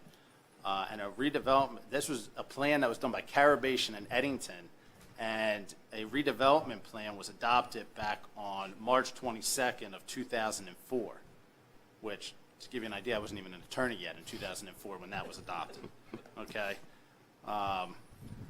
And what ended up happening was there was so that's when that area became an area in need of redevelopment. There was a builder's remedy suit that was filed in 2006 against the Town of Hammonton for the development of the West End area that was part of the redevelopment agreement that you approved. That settlement agreement contemplated the development of 59 units on the lots that were set forth in that settlement agreement. That settlement agreement was approved by this council back when we settled that in July 25th, 2011. It was part of that settlement agreement. So the only thing that's happened since then is the actual person that was involved in the settlement agreement never developed it, and now someone's come along and developed it in accordance with the settlement agreement. And that was Fair Share Housing was involved in that, and that's contemplated, by the way, in our settlement agreement going back to the 2015 litigation, because there was a contribution in lieu of affordable housing that was part of that settlement agreement, which we have used to show to put money and funds in our affordable housing trust fund so that we're able to then get the 7 units we have set forth in that 2015 settlement agreement to provide owners of rental properties that are currently market rate to try and get them to deed restrict that to affordable, because that's what we've contemplated meeting that obligation. Now, with regard to the 11th Street, or lots 1 and 2 of block 2608 and lot 12 of block 2902, which you recently adopted a resolution agreeing with the planning board's finding and declaring that an area in need of redevelopment. That too was part of our 2015 our settlement agreement dated April 30th, 2018 with Fair Share Housing, which again, besides Hammonton, almost every municipality in the state of New Jersey was sued because everyone had to show how they were going to meet, how they had met their prior round need, second round, and how they were going to meet their third round obligation, which for the Town of Hammonton is 276 affordable units. We had to show how we were going to meet. okay? And that was reduced from what the number was based on us being in the Pinelands, based on us not being able to expand our sewer infrastructure, based on the fact that Pinelands has restricted us in the past. So those lots 1 and 2 of Block 2608 and Lot 12 of Block 2902, we needed to adopt a resolution just finding that, again, that was part of our settlement. We needed to study, and the resolution finding an area needed redevelopment is part of that settlement agreement. That was part of what we needed to do so we weren't in breach of that settlement agreement. Mike, just to interrupt you 1 second, I know, and part of that was in consideration of the fact that there was an extensive vacant land analysis that was done. Right. That's how we got our reduction And as that's part how of you that. there just isn't that much land Correct. left to build. But again, we had to show a mechanism, and again, this was resolved back in the settlement agreement 2018 from litigation filed in 2015. That was part of that, and that settlement agreement was approved in public, is a public record, and was part of litigation, and by the way, had to be approved by the courts to show a realistic opportunity of us being able to provide affordable housing and meet our affordable housing need. So with regard to the developments, it's not as if we found these areas in need of redevelopment all of a sudden. The 12th Street Apartments was done back in 2016. It's been sitting on the books until they actually decided to do this development for the last 6 years. But it's been part of our ordinances, which you can look up online. The West End Avenue, and by the way, it's the first and second reading of that ordinance. The West End Avenue project has been contemplated since the settlement agreement in 2011, okay, and was part of a builder's remedy suit because in 2006, okay, there was a builder's remedy suit was filed because we weren't taking steps to meet our affordable housing need. And when you don't do that, I know everyone has, a thing about affordable housing, but when you don't take steps and you lose your protection because you haven't taken the appropriate steps to meet your affordable housing need, you could have any builder come in and file a builder's remedy suit, and the last thing you want to see, I'm sure, is affordable housing on, in downtown area or something of that nature. You'd rather be able to dictate where it's going to be. So, again. And in respect to that particular development, the affordable housing obligation was provided in terms of a payment per unit based on our affordable housing need for that project. And fair share housing was a part of that litigation, and again, the contribution was contemplated in our settlement agreement in 2015 as to how we were going to have the funds to get the 7 units, market rate units, converted to affordable. Because you pay the owner, and then based on that payment, they deed restrict it. It's a market to affordability program. So that's it. None of the units on the West End Avenue development will be affordable. None of the units on West End will be affordable. There's going to be a contribution in lieu, and that contribution will go to our Affordable Housing Trust Fund, which there's a market to affordability program. Anyone wants to look it up on the DCA's website, they can look it up, okay, that we can implement, and then we can move forward and reach out to owners of rental properties to see if they want to be part of the market to affordable. Accept money is from that trust fund to deed restrict those properties so that we have those rental units that are now affordable. Thank you, Michael, thank you. We'll jump over to Mr. Ortiz, Public Works Manager report. Thank you, Mayor. A couple different items. Related to Lakeview Gardens on Saturday, we spent the morning out putting door hangers on 54 different residential units and some businesses out on the Lakeview Gardens area.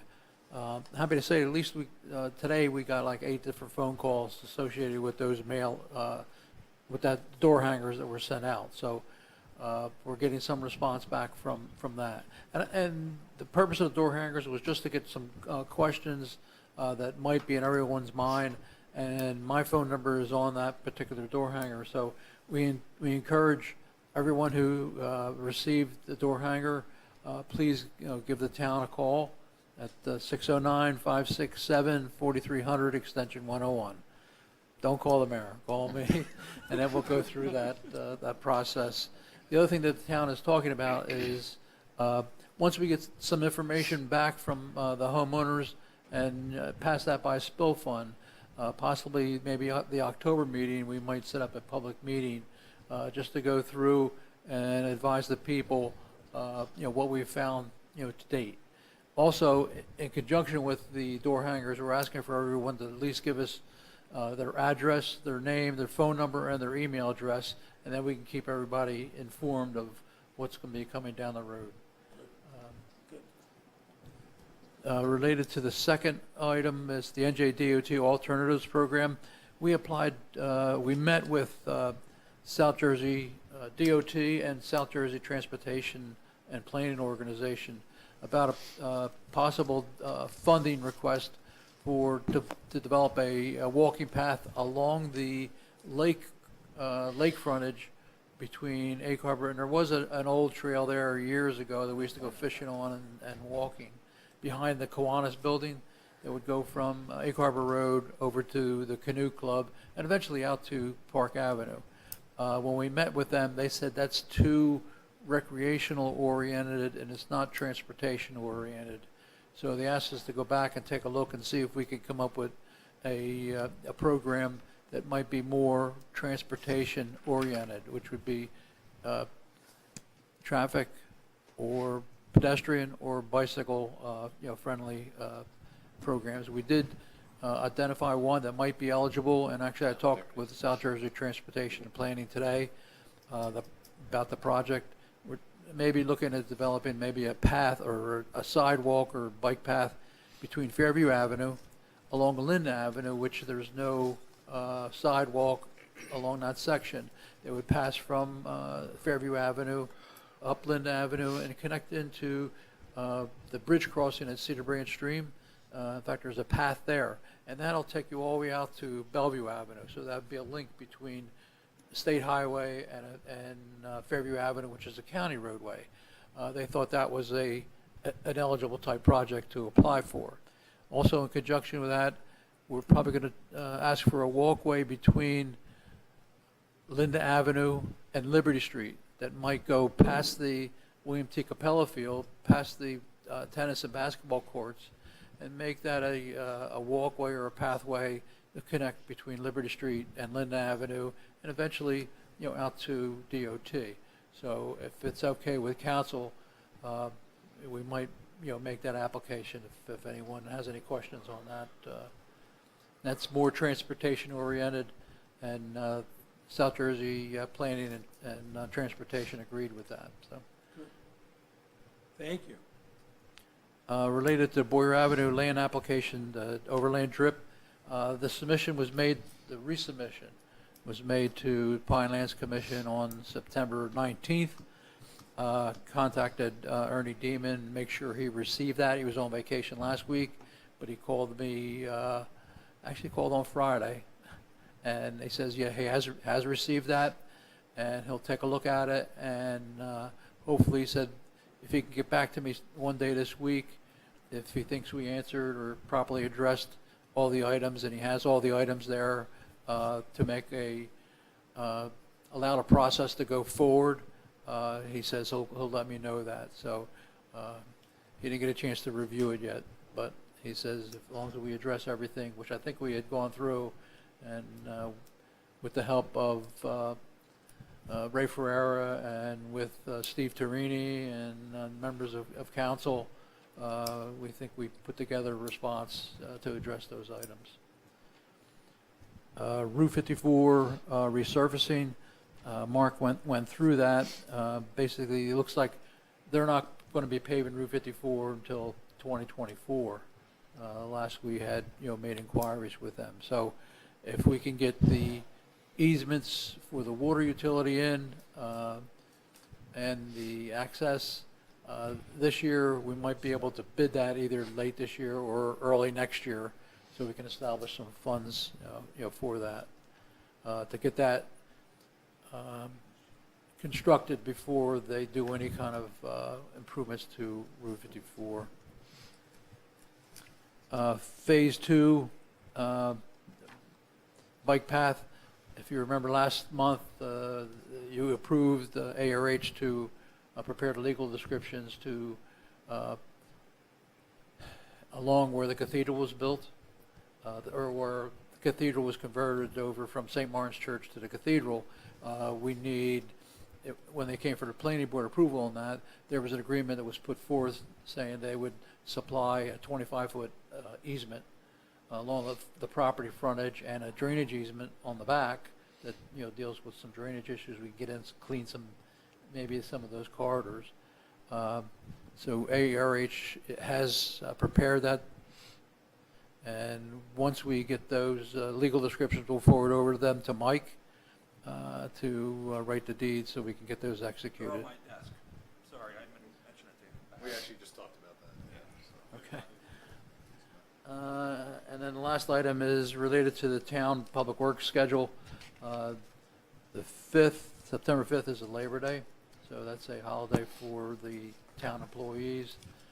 Right now, they're planning on taking that day off unless Scott can find, some people that might volunteer, but figure on Labor Day, there will not be any trash pickup, or that's the same start of the week for bulky waste also. So that would be whatever you put out for, would have put out for Monday will be collected on Tuesday. But everyone, please put out their trash like it's a normal day. Right. Because on Monday morning, they do catch up quickly. Right. And they, Scott usually arranges everything, pretty much. He knows when the holidays are, so he schedules his people, so he makes sure that everything is done in accordance with picking everything up, and the bulky waste will be that same day. The county recycling is the 5th through the 9th. We didn't get a response from the county on whether they're going to be out on the 5th, which would be Labor Day, but I'm sure they have off also. That it would be the 19th through the 23rd, and actually I put in the following month in October, that would be the 3rd through the 7th. That's all we have. Thank you very much, Mr. Batiste. You're welcome. Thank you. Town Clerk Administrator report, Mr. Zuber, bring us home. Thank you, Mr. Mayor. Under the Town Clerk report, we have a couple items. Accept resignation of Izzy Aguilar from his position as heavy truck driver with Public Utilities, and this will be effective July 29th of 2022. Accept resignation of Anthony Paulsgraf from his position with, as police officer with the Police Department effective August 14th of 2022. Approve advancement to step 4 for Catherine Lawrence in the salary guide for the police dispatchers effective August 1st, 2022. Approve payment of accrued benefits balance to Jason Rigby in the amount of $31,367.11. Approve payment of accrued benefits balance to Anthony Paulsgraf in the amount of $1,143.74. Approve payment of accrued benefits balance to Izzy Aguilar in the amount of $1,556. Approve Anthony Mazzagatti and James Mascola as junior members of Fire Company Number 1. Approve the July Fire Company meeting. Approval to hire John Leahy as Class 2 officer, part-time, $30 per hour, no benefits, and this will be contingent upon PTC and civil service rules, regulations, and approvals. Approval to move Gabe DeVello to assistant sludge operator with a yearly salary of $47,100, and that's per contract, and reduced bond for 3rd Street Homes LLC from $105,026.40 to $17,390.40, and this was inspected by ARH. Approval is read. So moved. Gribben first. Second. Second, Olivo. Discussion on anything. Roll call, please. Forgione? Yes. I'm sorry, Councilman Forgione. Yep. Gribben? Yes. Olivo? Yes. Rodeo? Yes. It's getting late. How come Willerman? he's councilman and I'm rodeo? I don't understand. Yes. Willerman, thank you. And Mayor DiDonato. Yes, motion carried. Approval of bill list. So moved. Gribben first. Second. Second, Woolerman. Discussion. Roll call, please. Councilperson Forgione? Yes. Gribben? Yes. Olivo? Yes. Rodeo? Yes. Willerman? Yes. Mayor DiDonato. Yes, motion carried. And we have an ordinance for introduction. This is ordinance of, bond ordinance 20 of 22. And this is for computer equipment and airport taxiway, as we spoke about earlier in the meeting. Motion from council, please, first read. Motion, Mayor. Rodeo first. Second. Second, Woolerman. Discussion. Roll call, please. Councilperson Forgione? Yes. Gribben? Yes. Olivo? Yes. Rodeo? Yes. Willerman? Yes. And Mayor DiDonato. Yes, motion carried. Resolutions, we have Resolution 108, approve downtown trick or treat. Resolution 109, extend due date for tax bills. Resolution 110, approve Fireman's Christmas Parade. Resolution 111, approve Hispanic Heritage Event. Resolution 112, approve Kiwanis Club Halloween Parade. Resolution 114, tax, water, and sewer refunds. Resolution 115, authorize grant application for firefighters grant with NJDCA, and this is for washing machines and dryers for each location, Fire Company 1 and 2. Resolution 116, various refunds. Resolution 117, amend salaries of various employees. Resolution 118, this is a 159 budget amendment for drug abuse prevention plan. Resolution 119, adopt deferred compensation plan. It's already passed. Resolution 120, adopt U.S. DOT initiative. And Resolution 121, approve grant application to NJDOT. Resolution 122, accept NJDOT grant for Hammonton Airport taxiway. This is the 5% portion that the state will be paying towards the rehab. 123, authorize Green Day event. Approval is read. In regards to 121, is that a US DOT? Right. The No, date's already it will not passed. be. It will be US DOT, yes. It's not NJ So it's DOT. not NJDOT. What's the date? So that's where I had picked that up. So correct. it is US DOT. Yes. Okay. Motion So with from- that, just with that amendment, Okay. okay? You make a motion? Yes. Olivo first. Second. Second rodeo. Discussion on any of the resolutions. Roll call, please. Councilperson Fajoni, Yes. Gribben, Yes. Olivo, Yes. Rodeo, Yes. Woolerman, Yes. and Mayor DiDonato. Yes, motion carried. And that concludes my report. Thank you, Mayor. Thank you very much, Frank. With that, we'll have the second opportunity for the public to be heard on anything. Come talk to us. Oh, come on. While you're working on, I know you're working on my favorite, the bike path to nowhere, to continue it. If you could look at the corner of Park Avenue and Egg Harbor Road. Now, a couple of years ago, there was a tree right there that you took down. There is a large site barrier there home. And I go out that way myself, but I have seen a lot of near misses, especially the traffic coming out of Massarelli's or coming out Cape Harbor Road. When you're coming out Park Avenue, you cannot, there's no sight line down looking towards East. Yeah, East. looking towards the Armory. Mr. Capuccio, I think one of the things that the landscape architect is going to do is fix that corner. Yeah, Because- it's a dangerous corner. Right, because the whole idea is to get the bike path across Park Avenue into the park. And the only way to get there is you have to fix that. It's not going over that hump. No, Right no, now, it's like Dukes of Hazzard style. No, no. Yeah. It's dangerous. Now, Yeah. I've been waiting there and seen a couple real close near misses Yeah. where a couple people have almost ended up shooting across and ended up in Massarelli's because they don't look and they can't see. When the car's coming up like Harper Road, you cannot see them. So it's a safety hazard. And Mark, don't do any studies, just get it done. Come on, Mark, you go out that way too, so come on. Yeah, we all do, you're absolutely Thank you correct very there. much. All right. Absolutely correct, we all go out that way. It's been that way for too long. Like I said, it was bad when the tree was there. And then when they took the tree down, it's still, you have that mound, there is no sight line down. Thank you. There isn't. Come on. All right, anybody else would like to be heard from the public? Please come up to the mic, please.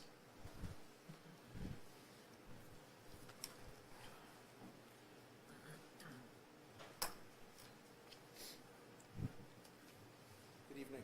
Good evening. Sorry, can you hear me? Yeah. Thank you. My name is Josh Ripicone from 104 North Liberty Street. Just want to thank you for this evening. As Mayor said, we saw a lot of sausage being made, and that's how government, it's a good quote, it's how government is supposed to work. And I just want to say I was very vocal in my opposition of the quote-unquote rain tax. And I said so for a reason. I understand it's a stormwater utility fee, but if it's coming out of your left pocket or your right pocket, it's still coming out of your pocket. In that sense, it's still a tax. And I do appreciate the information that we've learned tonight, and so we can better understand what we're doing. And I think that's what we need to do. We need to better understand what things are going on in our community. I mean, I live, 104 North Liberty Street.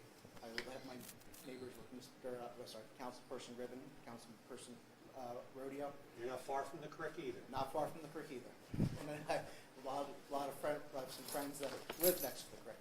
I know that they've had their easements and that they're frustrated that we're not seeing results, not because of the town, but because we're not able to move forward with things beyond that to make sure that we're getting those issues taken care of. So that's something that means a lot to me as well. And so just to make things a little more brief, I appreciate what we were able to do tonight. I'm glad that we didn't go for a stormwater utility, as looking through some of what those breakdowns look like.